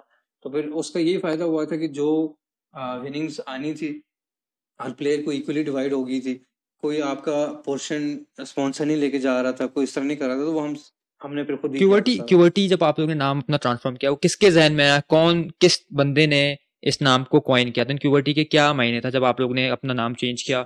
उसके बाद भी इवन आप जीते इवेंट, एंड वो भी काफी टॉप नॉच इवेंट है उस टाइम का। मतलब ये कह सकते हैं इन शॉर्ट कि आप जिस भी टैग को रिप्रेजेंट कर रहे थे उस टैग ने अचीवमेंट रखी है हैशबन की। नहीं, क्वेटी का नेम तो कह लेंगे सडनली आया था, क्योंकि हमने F4 रिसेंटली छोड़ी हुई थी और आगे एक और मेजर आ रहा था। बेसिकली हमारी क्वेटी बनाने की रीज़न ही यही थी कि हम मेजर से पहले पहले अलग हो जाएं। तो वो डेडलाइन आ रही थी, तो हमें कोई नाम नहीं सूझ रहा था। मैं और वुलवरी बेसिकली डिस्कस कर रहे थे, तो हमने वैसे देखा तो QWERTY वो क्वेटी कीबोर्ड होता है कीबोर्ड पे होता है, बेसिकली। यस हाँ। तो हमने बस QWERTY लिख के हमने सबमिट करा दिया था। हमने कहा नाम जो भी होगा, इवेंचुअली जब उस नाम के पीछे अचीवमेंट लगेगी तो नाम ऑटोमेटिकली ऊपर आ जाता है। तो नाम जैसा भी हो दैट डजंट मैटर। तो ये बेसिकली मेन हमारा एक इसके पीछे साइंस था कि नाम जो भी होगा जल्दी जल्दी रख के रजिस्टर करते हैं, हम जीतेंगे, लोगों को पता लगेगा हाँ भाई क्वेटी नाम भी कोई था, कोई है, अभी भी कोई है, है। माशाल्लाह से अभी भी है। चलें उसके बाद जब आपने माशाल्लाह से बहुत अचीवमेंट अपने साथ रख लिए हैं, उसके बाद फिर कहानी थोड़ी सी ट्विस्ट होती है, थोड़े से टेबल्स टर्न होते हैं। उसके बाद नया मेटा आता है। पॉइंट्स टेबल उस टाइम 20 के थे, फिर 15 पे। उस टाइम तक हम लोग देख रहे थे कि बहुत अच्छा टीम परफॉर्मेंस लाइनअप है, सेम है, परफॉर्म करिए। उसके बाद थोड़ा सा और कॉम्पिटिटिव होता है, ठीक है, थोड़ा सा जो मेटा है कह लें उसको, वो चेंज होता है, और अच्छे प्लेयर्स आते हैं, रिफाइंड प्लेयर्स आते हैं, और स्ट्रॉन्ग टीम्स आती है। बट स्टिल आप लोग परफॉर्म कर रहे थे, लेकिन परफॉर्मेंस उस टाइम थोड़ी सी गिरती है। तो उस टाइम टीम टॉक्स क्या थी? उस टाइम आपने खुद क्या सोचा कि यार नहीं ना, उस टाइम के बस अब मैं ई स्पोर्ट्स को फेयरवेल करूं? या आप उस टाइम भी थे? बिकॉज ऑब्वियसली आपकी मेंटेलिटी जिस तक की कंपटीशन आप रखते हैं, वेलकम करते हैं कि यार कंपटीशन में ज्यादा बंदा और बेहतर होता है। तो उसकी कोई कहानी बताएं कि कोई ऐसा डाउन फेज आया हो जब आप देख रहे थे यार बैक टू बैक जीतने के बाद इतना ऐसा कैसे डाउनफॉल आ गया? क्योंकि उस टाइम प्रो लीग बहुत बड़ी मानी जाती थी, और उस टाइम पे थोड़ा सा ऐसा हुआ था कि बाकी जो नई टीम्स थी वो डोमिनेट करना स्टार्ट हो गई थी। देखिए पबजी ऐसी ऐसी एक गेम है जिसपे आप कंटिन्यूसली फर्स्ट नहीं आ सकते। ये तो मतलब कह रहे हैं कि अल्लाह का शुक्र है कि मुझे जो अचीवमेंट्स मिली थी मैं कंटिन्यूसली फर्स्ट आ रहा था, लेकिन पबजी ऐसी गेम है कि लगातार हर टूर्नामेंट में फर्स्ट आना नेक्स्ट टू इम्पॉसिबल सी चीज़ है, बहुत मुश्किल चीज़ है। और ये बहुत, मैं कहता हूँ कि मेरे लिए बहुत बड़ी अचीवमेंट है कि मैंने इतने बैक टू बैक टूर्नामेंट्स में फर्स्ट आया। तो जो इनिशियली हुआ कि हम फर्स्ट नहीं आ रहे थे तो हम टॉप 3 लाजमी आ रहे थे, तो ये काफ़ी बूस्टिंग फैक्टर रहता था कि हम कह रहे थे कि चलो फर्स्ट ना सही, टॉप 3 तो हम आ ही रहे हैं। फिर हम देखते थे कि हम लैग किस चीज़ में कर रहे हैं। फिर आहिस्ता आहिस्ता जो आप कह रहे हैं कि मेटा चेंज आया, तो खाली मेटा के बाद थोड़ी टीम में भी चेंजेस आई थी। तो जब टीम में चेंजेस आती हैं तो उस टीम को थोड़ा टाइम लगता है उस पीक पे वापस पहुंचने के लिए। अगर आप देखेंगे मेरी जो पास्ट की जो अचीवमेंट्स हैं वो डिफरेंट के साथ डिफरेंट उसमें नाम प्लेयर्स हैं, लेकिन ये है कि वो प्लेयर्स मेरे साथ काफ़ी टाइम से हैं। ऐसा कभी भी नहीं होता कि एकदम से प्लेयर आए 2 महीने में आप वो प्लेयर लेके आप जीत रहे होंगे। इवन जो करंट मेटा में जो टीम्स हैं, जिस तरह के IIT स्पोर्ट्स में आपको एग्जांपल दूं, तो IIT एक वाहिद टीम है पाकिस्तान में जो कंसिस्टेंटली सेम प्लेयर्स को लेके, मतलब मेजॉरिटी प्लेयर्स उनके एटलीस्ट 3 प्लेयर्स उनके सेम रहे हैं। तो ये बहुत मेजर रोल प्ले करता है आपके परफॉर्मेंस में।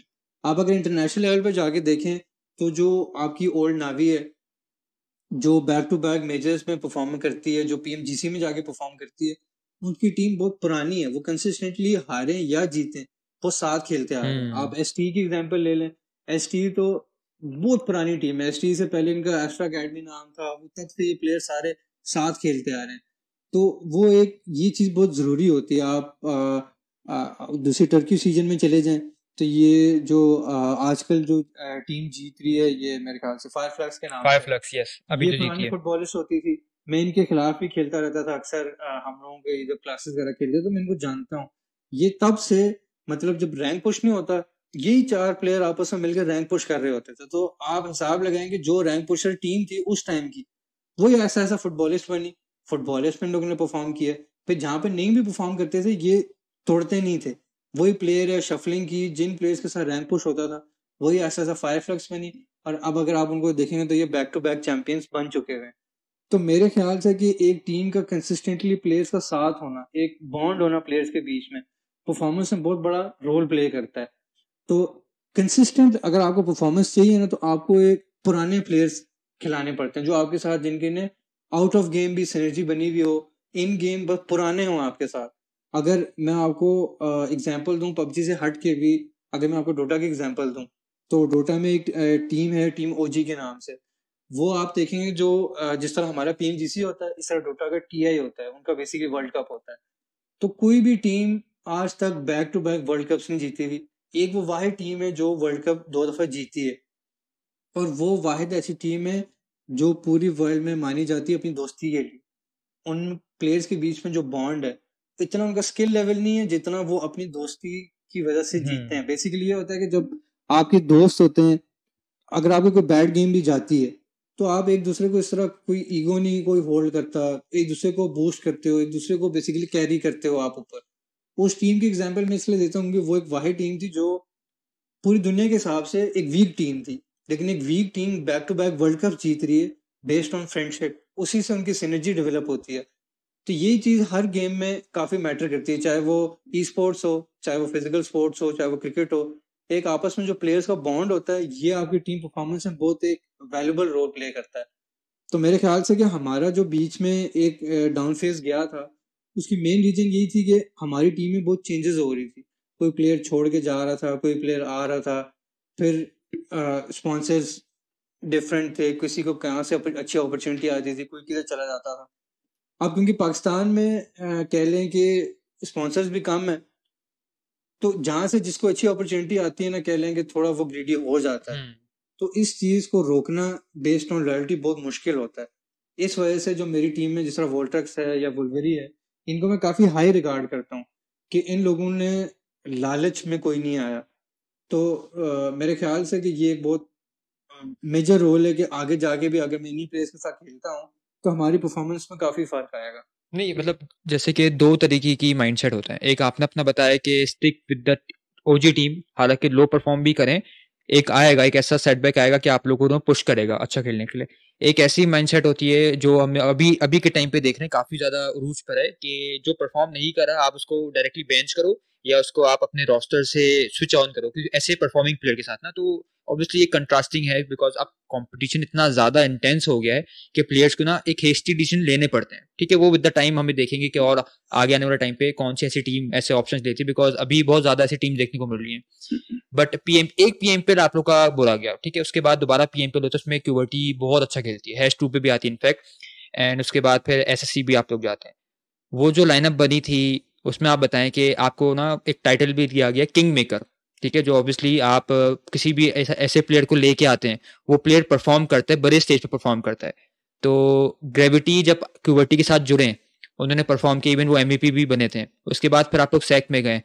तो इस जर्नी को ग्रेविटी के आने तक और ग्रेविटी के जाने तक आप अपने एक्सपीरियंस से बताएं कि आपको क्या लगता है, क्या अच्छा हुआ, क्या बुरा हुआ।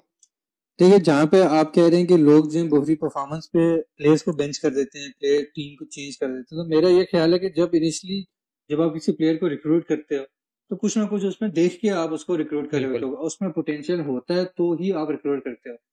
तो वो कह लें कि बैड गेम्स हर किसी पे आते हैं, आपको प्लेयर पे ट्रस्ट रखना पड़ता है कि अगर बैड गेम्स जा रही हैं तो इवेंचुअली वो प्लेयर डिलीवर करेगा।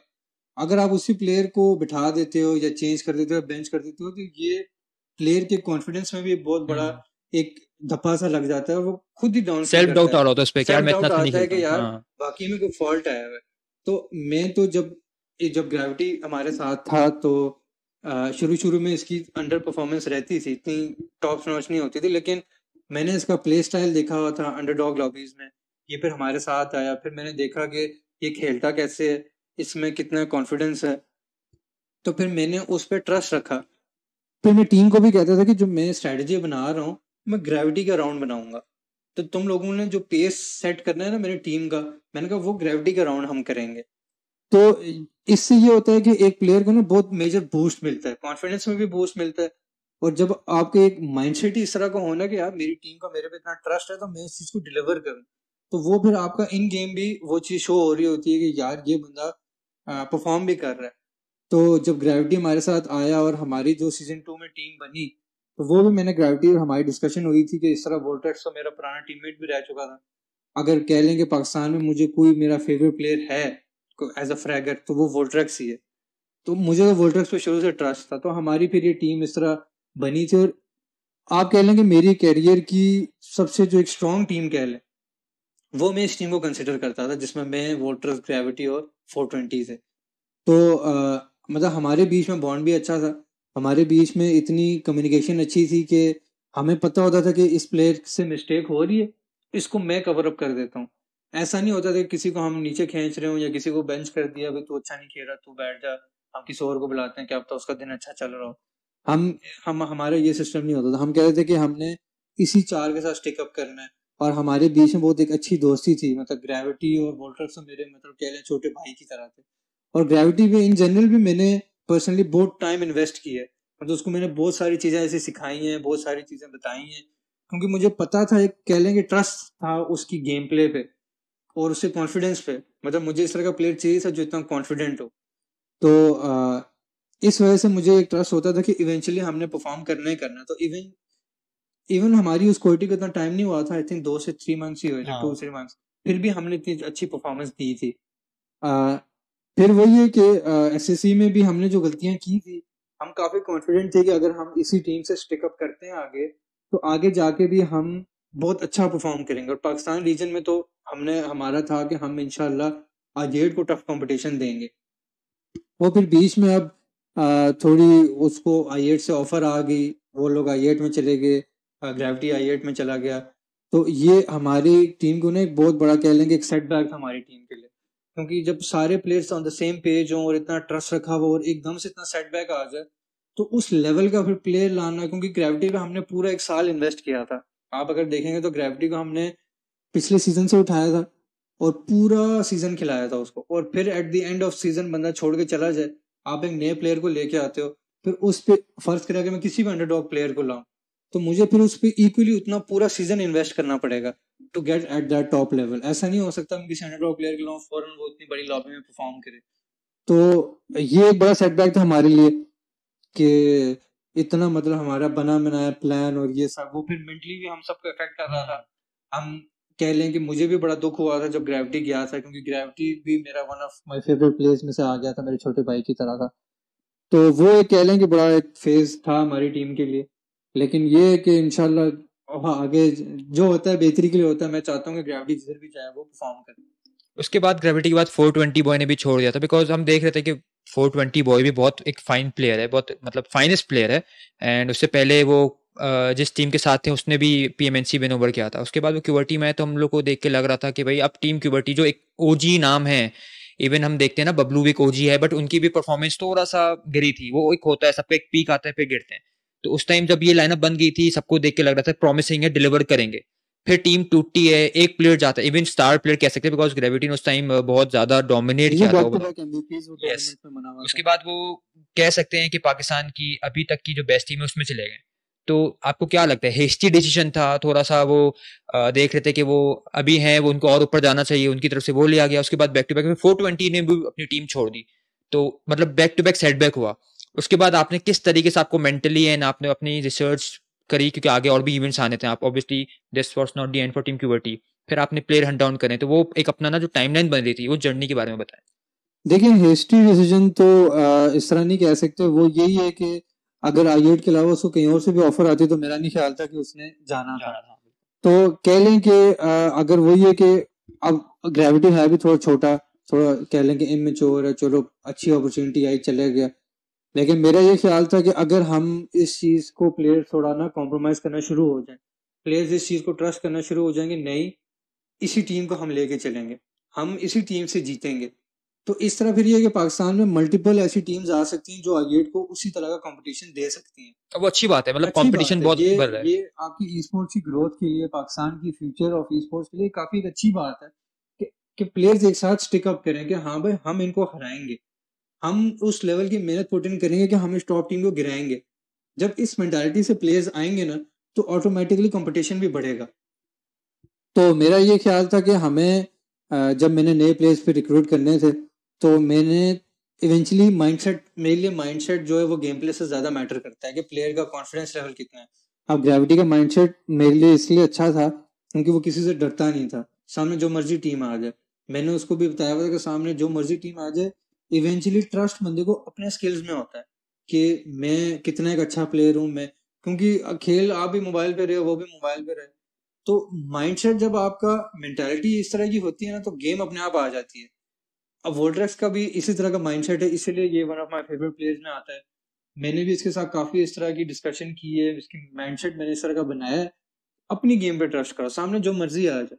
अभी तो तुम आई8 का सोच रहे हो, तुमने सोचना है पीएमजीसी का, तो जब सोचो सामने कि तुम्हारे आगे नोवा स्पोर्ट्स खड़ी हुई है और तुमने इसको मारना है, तो फिर आप देखते हो कि फिर ये जो लोकल कंपटीशन है ये आपको ज्यादा नहीं लगता, आपको बड़ा नहीं लगता, आप कहते हो कि इनको तो मैं इनके ऊपर से चला जाऊंगा, क्योंकि जब आपका गोल ही पहाड़ के ऊपर है तो आप नीचे वाली टीमों को नहीं इतना देखते, आपको क्लाइम करना पड़ता है। तो मुझे था कि इस तरह का कोई प्लेयर मिले पाकिस्तान में, लेकिन वो अनफॉर्चुनेटली ये है कि जो करंट जो अच्छे काफी सारे अच्छे प्लेयर्स हैं वो ऑलरेडी टीम्स में हैं, जिस तरह ज़बियान कह लें, वो मेरे ख्याल से काफी टैलेंटेड प्लेयर है, जो पहले बबलू में था फुली यूटिलाइज नहीं हो रहा था, अब एमजीएस में जाके बहुत प्रॉपरली यूटिलाइज हो रहा है।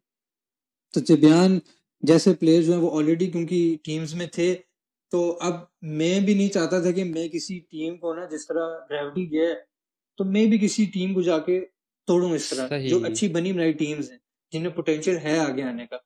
तो मैंने इसलिए इनिशियली ऑफर भी नहीं कराया किसी प्लेयर को जाके कि यार तुम आ जाओ, कोयटी में भी तुम्हारा अच्छा सीन है, वोटर्स जैसा तुम्हें टॉप रैगर एंट्री मिलेगा इसके साथ हमारी, तो वो शुरू में मैंने नहीं किया इस तरह के, मैं नहीं चाहता था कि जिस तरह हमारी टीम के साथ इस तरह एक सेटबैक आया थोड़ा है। कह सकते हैं कि ये एथिकली भी ना अच्छा नहीं लग रहा होता इंसान तो खुद ना, कि आप किसी मुझे खुद परफॉर्मिंग डिसिप्लिन, लाइनअप को जाके हाँ, आप ये कर रहे हो। जिसमें आपको पता हो कि इसमें पोटेंशियल है, तो उस टीम को मैं फिर इस तरह तोड़ना नहीं चाहता, क्योंकि अच्छा है, हेल्दी कंपटीशन है। मुझे तो, मैं तो चाहता हूँ कि जो पीएमपीएल के फाइनल्स या कोई भी टूर्नामेंट के फाइनल्स हो ना, 16 की 16 टीमें केपेबल हो, उसमें ऐसा ना हो कि 5-6 टीमें जो हैं वो वीक हैं, 16 की 16 टीमें ऐसी हों जैसे कि मतलब पीएमजीसी में 16 की 16 टीमें आप देखते हैं स्ट्रॉन्ग है, कोई आप 16 नंबर की टीम को भी उठा के देख लेंगे ना, वो डिसेंट टीम होती है।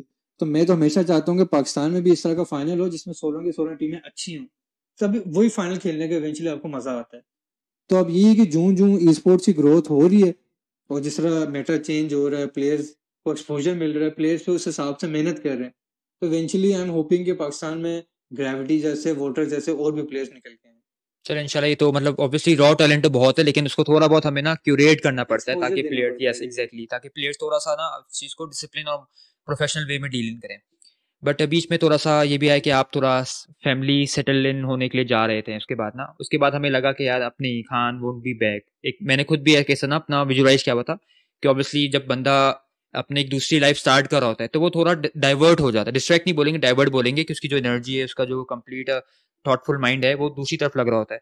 तो आपने इस चीज को किस तरीके से मैनेज किया, अपनी प्रोफेशनल और पर्सनल लाइफ को आपने पबजी मोबाइल के थ्रू, और अपनी खुद की फैमिली लाइफ, और आपकी जब खुद की फैमिली भी स्टार्ट हुई है उसको आपने किस तरीके से मैनेज किया, और अभी आगे जो और पीएमपीएल आने वाले हैं उसमें किस तरीके से आप और टाइम देना चाहेंगे?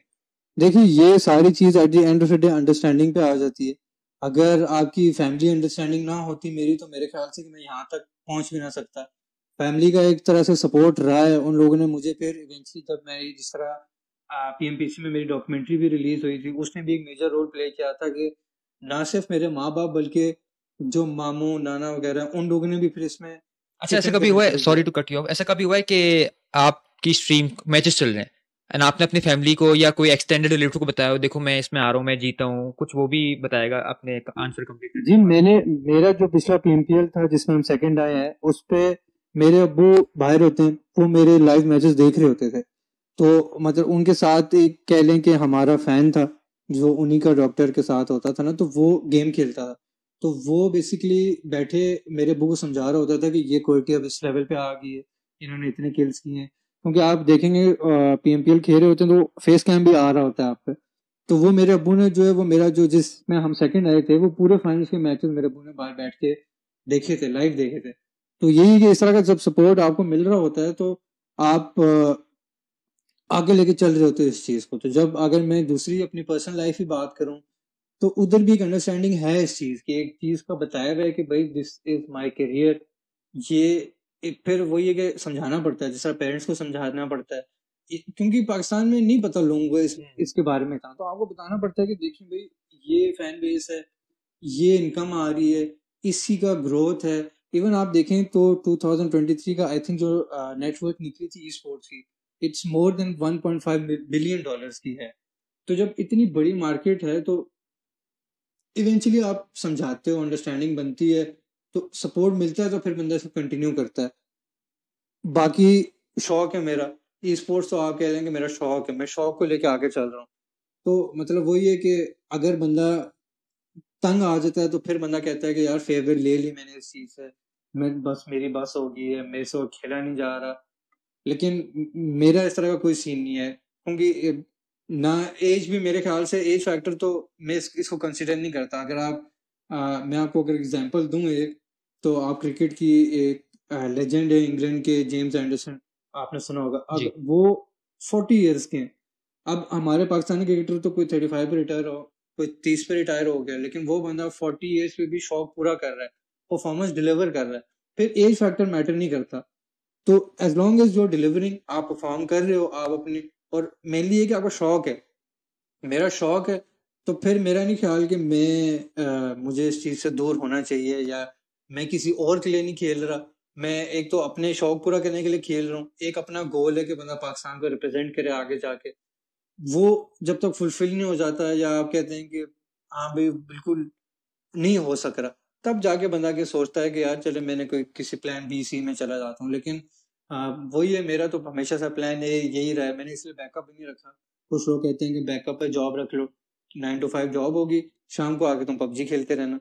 लेकिन फिर बैक ऑफ द माइंड मेरे ये होता है कि जब मेरे पास बैकअप ऑप्शन है, पैसे आ रहे हैं मेरे पास जॉब से, तो फिर मेरे ख्याल से मैं 100% पबजी को नहीं दे सकूंगा।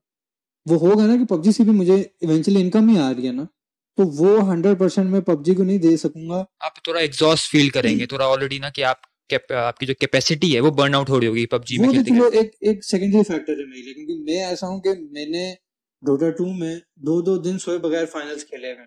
मतलब मैं बहुत हार्ड वर्किंग हूँ कह लूँ। तो मुझे जब एक गोल या कोई चीज मेरे माइंड में हो ना, तो फिर मुझे ये थकना और नींद और ये चीजें तो मेरे लिए मैटर नहीं करती। मैं मैनेज कर लूँ, अगर मुझे जॉब हो ना मैं मैनेज कर लूँ, लेकिन मुझे पता है कि बैक ऑफ द माइंड मेरा होगा कि यार आज दिल नहीं कर रहा, आज नहीं खेलता, जॉब से पैसा आ रहा है तो खैर है। लेकिन जब आपके पास ऑप्शंस नहीं होते ना, तब आप अपनी पीक परफॉर्मेंस देते हैं, तब ऐसे आप कहते हैं कि मेरे पास और कोई जगह ही नहीं है, मेरा सारा इन्वेस्ट मैंने, अपनी एनर्जी सारा फोकस मैंने इसी साइड पे करना है, तो ही मैं जीतूंगा। वैसे भी आजकल कंपटीशन इतना बढ़ चुका है कि अगर आप थोड़ी सी मेहनत में लैग करते हैं, या डिसिप्लिन आपका नहीं है, कंसिस्टेंसी नहीं है मेहनत में, तो आप, मेरा नहीं ख्याल कि कहीं पे भी टॉप 3 में आएंगे।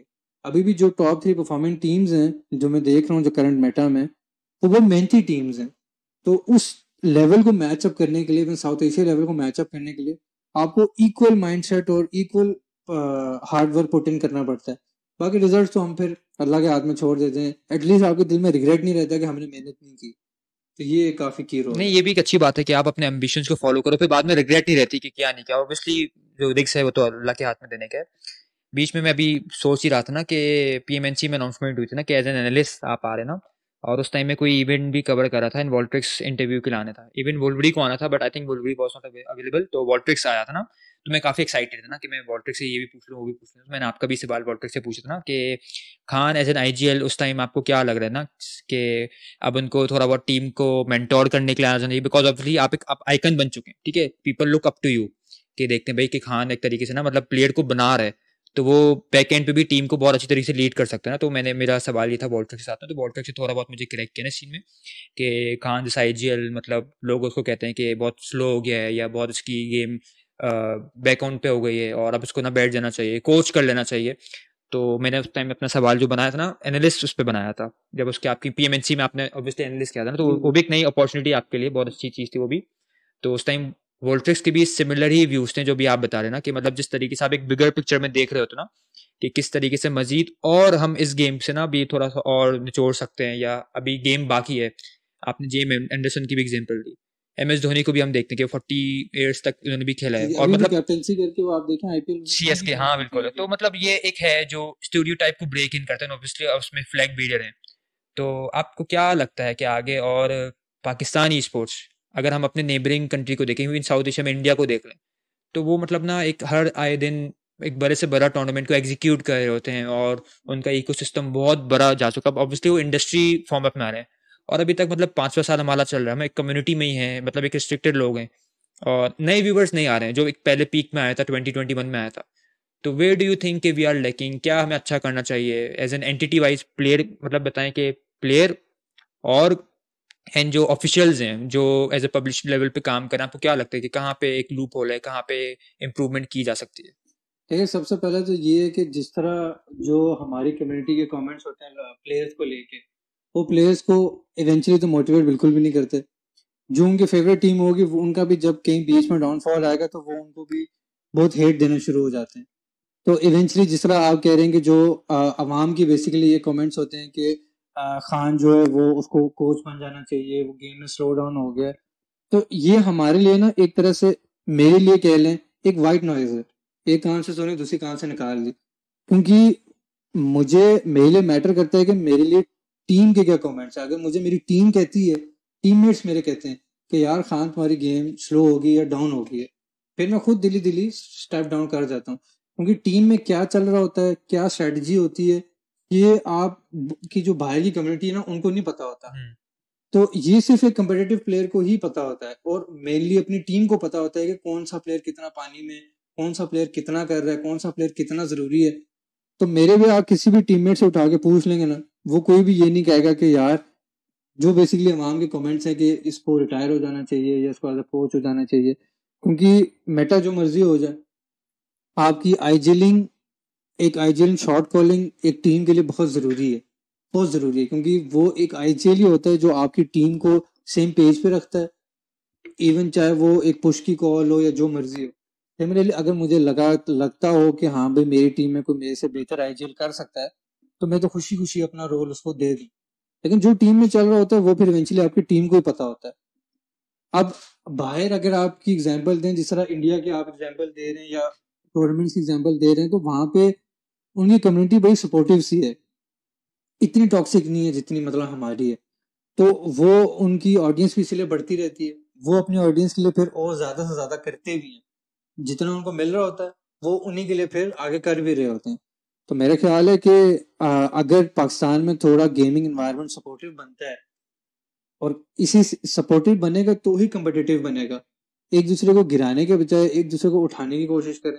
इधर हम लोगों का होता है कि बस मौका ढूंढ रहे होते हैं कि कोई फर्ज करो टॉप का प्लेयर है, अगर फर्ज करो क्रिप्टो, तो कुछ आधी आवाम ऐसी होगी जो चाह रही होगी क्रिप्टो अंडर परफॉर्म करे किसी तरह, ये नहीं चाहेगी कि ये एमवीपी बने। कुछ एक आधी आवाम होगी जो चाहती होगी कि यार ये किसी तरह अंडर परफॉर्म करे, और जब करेगा वो बंदा हल्का फुल्का, क्योंकि ऊंच नीच गेम है at the end of the day, चाहे वो क्रिकेट हो चाहे जो हो, बैड डेज आते हैं प्लेयर को, वो प्लेयर को और गिराने की कोशिश करते हैं। जब ये छोटी छोटी चीजें खत्म होंगी, ये कंट्रोवर्सीज खत्म होंगी टीम्स की प्लेयर्स के बीच में, तो आई थिंक ये टीम्स भी अच्छी आ सकती हैं। इससे फिर ये होगा, जब माहौल एक अच्छा बनता है तो जो बाहर के इन्वेस्टर्स हैं ना, वो फिर इन्वेस्ट भी करते हैं, वो फिर ऑडियंस भी आती है आपकी।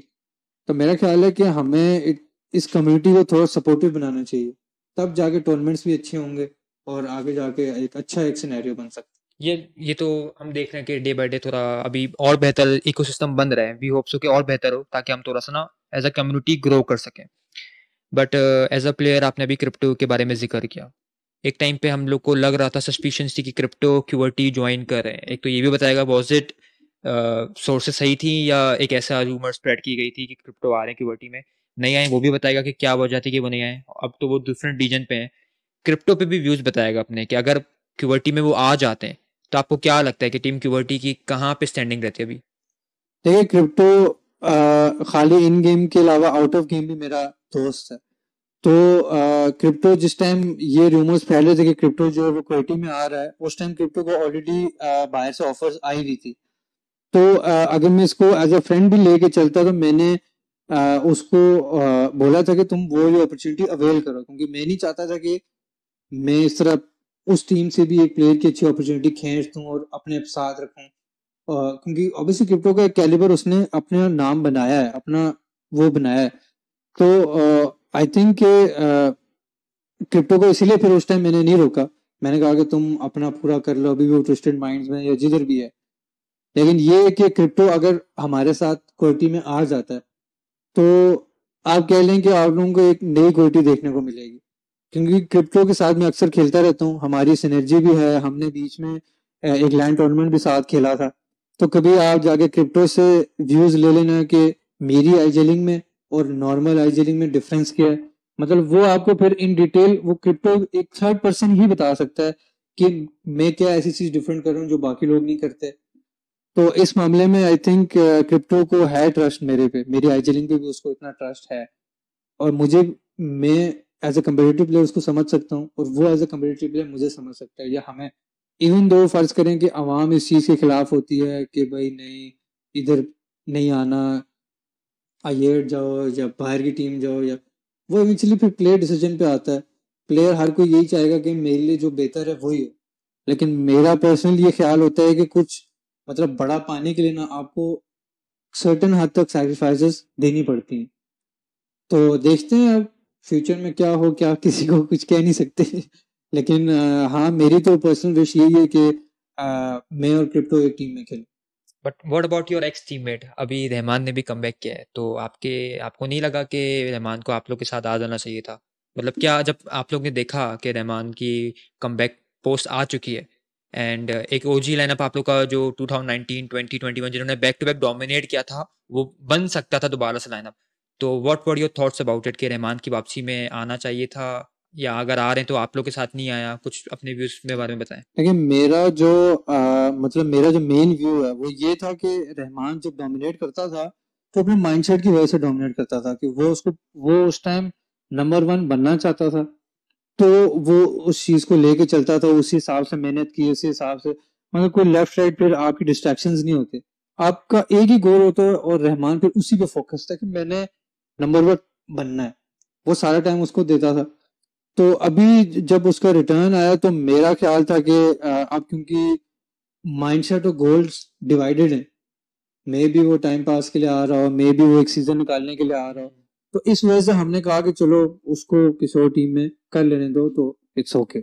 हमारा मेन ये होता है, क्योंकि मैंने आपको कहा है कि मैं प्लेयर ऐसा लेता हूँ जो माइंडसेट देख के लेता हूँ। स्किल्स मेरे लिए सेकंड हैंड पे आते हैं, जिसका माइंडसेट स्ट्रांग है स्किल्स इवेंचुअली आपको आ ही जाते हैं through practice, through exposure. Skills आप कोई भी अंडरडॉग प्लेयर उठाओ, तो माइंडसेट ठीक है तो स्किल्स इवेंचुअली प्लेयर में आ जाते हैं। चलें, इसके अलावा अभी आप लोग ने बैक टू बैक 2 लैन खेले थे। एक तरीके से आप इस्लामाबाद से ये था कि अगले दिन ही लाहौर में भी लैन इवेंट होना था, तो आप लोग ने ट्रैवल भी किया था। तो एक तो अपना वो जर्नी बताएं कि आउट ऑफ गेम खान कैसा है पर्सनालिटी वाइज, अपने दोस्तों के साथ आप बताएं कि कौन ऐसे दोस्त हैं जिसके साथ आप अच्छी मेमोरी शेयर इन करते हैं। कुछ रोड ट्रिप के बारे में बताएं, कुछ मीटअप के बारे में बताएं कि वर्ल्ड ट्रिप इस्लामाबाद में ही होता है, क्रिप्टो भी होता है, तो अपना कुछ मीटअप के बारे में बताएं कि आप लोग ने कुछ ऐसा एक फनी मोमेंट या कुछ ऐसा एक रिफ्रेशिंग मोमेंट साथ रिलीव किया हो। और उसके बाद एक दिन के गैप में आप लोग ने 2 लैन खेले, तो एक उसका भी एक्सपीरियंस बताएं कि इतने शॉर्ट टाइम में 2 लैन आप लोग ने खेले, परफॉर्मेंस हिंड्रेंस कैसे आती है? देखिए जहाँ तक अच्छे मोमेंट की बात है टीममेट्स के साथ, तो हमारा आई थिंक सबसे जो फन टूर्नामेंट था वो मुल्तान लैन इवेंट हुआ था, जिसमें मैं भी था, वोल्टर्स भी था, क्रिप्टो भी था, रहमान भी था। तो वो एक तरह से कह लें कि एक रोड ट्रिप भी थी हमारे लिए, एक काफी अर्से बाद लैन भी आ रहा था। तो वो हमने ना इवेंट इन जनरल साथ में बहुत हमने मिलके एंजॉय किया था, बीच में काफी फनी मोमेंट्स भी थे और मतलब आपस में काफी हमने वो एंजॉय किया था। उसके अलावा जो बेसिकली लैन एक्सपीरियंस है पाकिस्तान में मोबाइल गेमिंग के लिए, वो काफी हेक्टिक है, काफी मतलब मुश्किल हो जाता है। हमने जो 2 लाइन खेले थे, इवन जो जो पहला लाइन था वो काफी पहले खत्म हो जाना चाहिए था, वो भी बहुत डिले हुआ। हमें फिर ट्रैवलिंग में इतना टाइम लगा, फिर हमें वहां पे रेस्ट का भी इतना टाइम नहीं था, तो हमें रेस्ट के बगैर हम बगैर सोए जाके दूसरा लाइन खेला था। तो और फिर वो लाइन उधर भी इंटरनेट इश्यूज वगैरह आते रहते हैं। तो जब ये चीजें सॉर्ट आउट हो जाएंगी पाकिस्तान में, ये जो इंटरनेट इश्यूज हैं बेसिकली, या ये, तो मेरे ख्याल से लैंड ज्यादा एक्साइटेड होंगे, एक्साइटिंग होना शुरू हो जाएंगे, ज्यादा उनमें फन होना शुरू हो जाएगा।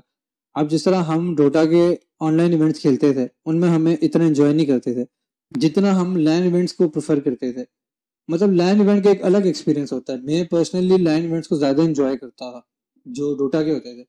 लेकिन पबजी के जहां तक अभी मैंने लैन खेले हैं, उनमें यही कि आप अपनी गेम तो खेल नहीं सकते। तो ये एक थोड़ा एक डाउन फैक्टर है। ये चीज अगर सॉल्व हो जाती है इन टाइम इन फ्यूचर, तो मेरे ख्याल है कि आई वुड प्रेफर कि लैन इवेंट ज्यादा हूँ। लैन इवेंट में एक अलग एक्सपीरियंस होता है, एक अलग प्रेशर होता है, बेसिकली एडेड प्रेशर होता है। जब सामने ऑडियंस देख रही होती है तो वो एक अलग बूस्ट भी आपको मिल रहा होता है। कुछ लोग होते हैं जिनसे वो प्रेशर हैंडल नहीं होता, बड़े बड़े प्लेयर्स ऐसे होते हैं जो लैन इवेंट का प्रेशर जो है ना वो हैंडल नहीं कर सकते।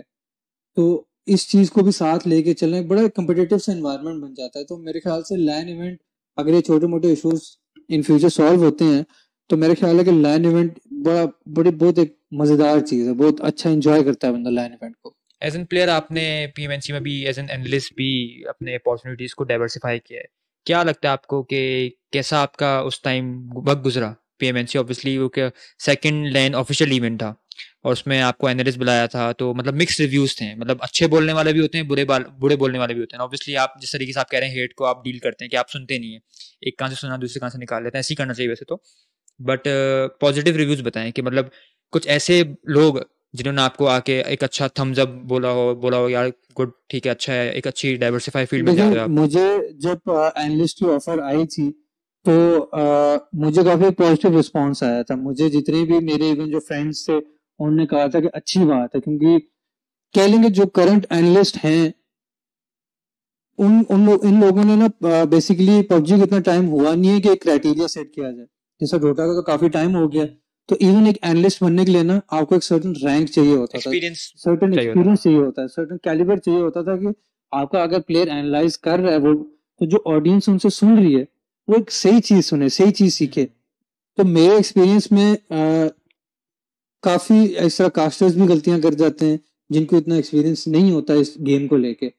काफी एनालिस्ट भी हैं जो प्रॉपर एनालिसिस नहीं करते, जो गेम को इन डेप्थ, उनको इतनी नॉलेज नहीं है गेम के बारे में, तो वो फॉल्स रिव्यूज दे रहे होते हैं। तो मेरा ख्याल है कि जब मुझे पॉजिटिव इस तरह का रिस्पॉन्स आया तो मुझे यही था कि लोगों को बेसिकली आवाम को ये था कि अब हमें एक ऑनेस्ट रिव्यूज मिलेंगे, जो ये कहेगा इसको मतलब नॉलेज है। तो मेरे लिए भी था कि मैं काफी एक्साइटेड था इस चीज को लेके। मैं चाहता था कि मैं ऑडियंस को, क्योंकि वो एक एमेच्योर लेवल टूर्नामेंट था, उसमें अंडरडॉग्स भी थे, मैं चाहता था कि मैं इनका गेम प्ले देखूं और एक प्रॉपर एनालिस्ट करूं, इनसे मिलूं भी, क्योंकि वो लाइन इवेंट भी होना था उनका। तो एक अच्छी अपॉर्चुनिटी थी मेरे लिए कि मैं प्लेयर से पर्सनली मिल भी सकूं, उनका गेम प्ले एनालाइज कर सकूं। और ये कि जब लोग मुझे देख रहे हैं, मेरी बात को सुन रहे हैं, तो वो कुछ सीखें मुझसे, कोई सही चीज सीखें। क्योंकि इन पास भी आप कह लें कि हमारे साथ थोड़ी बैड लक भी हुई थी एक दफा एक टूर्नामेंट में, जब हमारे एक आधा प्लेयर पे इल्जाम लगा था। यस हाँ, तो वो कह लेंगे उसमें काफी मेजर रोल प्ले किया था कास्टर्स ने भी, क्योंकि कास्टर्स ने फॉल्स इंफॉर्मेशन पोर्ट्रे की थी जो कि आपकी क्लासिक्स वाली आवाम को नहीं पता होता। तो वो इवेंचुअली क्लासिक, वो कास्टर जो बोल रहे होते हैं उनकी बात पे ही यकीन करते हैं, फैक्ट्स एंड फिगर्स जो वो दे रहे होते हैं उन पे यकीन करते हैं। तो इस वजह से मैं इन फ्यूचर भी चाहूंगा कि जो आपकी जो एनालिस्ट हैं उनका एक सर्टेन रैंक हो, किसी कंपिटिटिव प्लेयर को बुलाया जाए, मुझे ना बुलाया जाए। फर्ज करें कहीं किसी टूर्नामेंट में आप क्रिप्टो को बुला लें, किसी और आइजल को बुला लें, तो इस तरह के प्लेयर जब आते हैं ना, तो ये होता है कि आपकी ऑडियंस भी सीखती है साथ साथ और एनालाइज। इवन जो टीम्स जिनकी बुरी गेम्स गई होती हैं, फर्ज करो कभी कभार तो होता है कि वो भी डोटा में खास तौर पर अगर एग्जाम्पल दूं, तो वो जब स्ट्रीम्स वगैरह कभी देखते हैं तो वो एनालिसिस की तरफ जाते हैं, वो देखते हैं कि हाँ भाई ये बंदा बोल क्या रहा है। लेकिन अब हम पबजी की तरफ ये नहीं कर सकते। अब मैं अगर स्ट्रीम खोल के देखूं और मैं देखूं कि एनालिस्ट क्या बोल रहा है, तो मेरे और उसकी जो थॉट प्रोसेस है और वो जमीन आसमान का फर्क होता है, तो मैं उससे कुछ सीख नहीं सकता। तो ये चीजें मेरे ख्याल से ना मैं सीख सकता हूँ, और वो लिमिटेड इन्फॉर्मेशन अवाम के पास जा रही है, अवाम भी इतना डिटेल में नहीं कुछ सीख सक रही। तो मेरा ये ख्याल है कि आगे भी जिस तरह मुझे अपॉर्चुनिटी दी गई है, इस तरह और भी अच्छे अच्छे कम्पिटिटिव प्लेयर्स को अपॉर्चुनिटी दी जाए, क्योंकि एनालिसिस एक एक्सपीरियंस कम्पिटिटिव प्लेयर ही सबसे अच्छा कर सकता है। वेल यस, मैं भी इसी चीज को थोड़ा बैक करूंगा जिस तरीके से ऑब्वियसली, क्योंकि उन्होंने सबसे ज्यादा गेम को टाइम दिया है, वो ऑन फील्ड जैसे कहते हैं ना, ऑन फील्ड एक्सपीरियंस अपना कैरी कर होते हैं, उनकी तरफ से जो एक रिलायबिलिटी होती है, ऑडियंस कनेक्ट कर पा रही होती है कि भाई हाँ क्या इसने टाइम दिया है, 4 साल 5 साल गेम ने दिए, वो ही सही बात बोलेगा, मतलब जो कि बाइस भी नहीं होगी और जो कि ट्रुथफुल होगा। बट चलें, जो हमारा पॉडकास्ट है उसको रैप अप करते करते आपकी एक एनालिस्ट इंस्टिंक्ट जो है वो मैं पूछना चाहूंगा कि अभी जो ये 16-17 साल के लड़के आ रहे हैं, जो यंग गन्स हैं, जिनकी रिफ्लेक्सेस और मसल पावर ऑन पॉइंट है, क्या लगता है खान को, क्या लगता है कि ये next game changing players athlete बन सकते हैं या तो फिर नहीं? नहीं कि जितनी गेम आगे फास्ट पेस हो चुकी है, जितनी डेवलप हो चुकी है, और जितना प्लेयर्स बेसिकली टाइम दे रहे हैं, जो 16 साल के हैं, 17 साल के हैं, इनको एक अच्छी अपॉर्चुनिटी नजर आ रही है, इसको अवेल करना चाह रहे हैं, तो मेरा ख्याल है कि बहुत ये जो इतने प्लेयर्स जो गुजरे हैं ना, उनसे भी अच्छे प्लेयर ये लोग बन सकते हैं, क्योंकि इनके पास सब चीज मौजूद है, इनके पास ट्रेनिंग ड्रिल्स हैं वो भी मौजूद है, जो आगे एक प्लेयर को बेहतर किस तरह होना है वो भी मौजूद है, सब इनको पता है। All they need is commitment और कंसिस्टेंसी चाहिए। बाकी वो एक ड्राइव होती है प्लेयर्स में, जो कि मैं देख रहा हूँ कि जो यंग अंडरडॉग्स आ रहे हैं, इनमें एक ड्राइव है टू बी द बेस्ट। जब प्लेयर में वो होती है ना, तो वो काफी डेंजरस प्लेयर बन जाता है, उसी हिसाब से फिर वो मेहनत कर रहा होता है।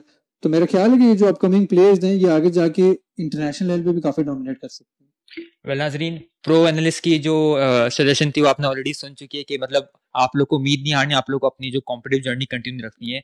तो हमारा जो ये पॉडकास्ट सेशन था वो अपने खत्म पे पहुंचता है। It was nice having Khan on board, बड़े अच्छे रिव्यूज, बड़े अच्छे एक्सपीरियंस आपके शेयर किए। Thank you, Allah Hafiz.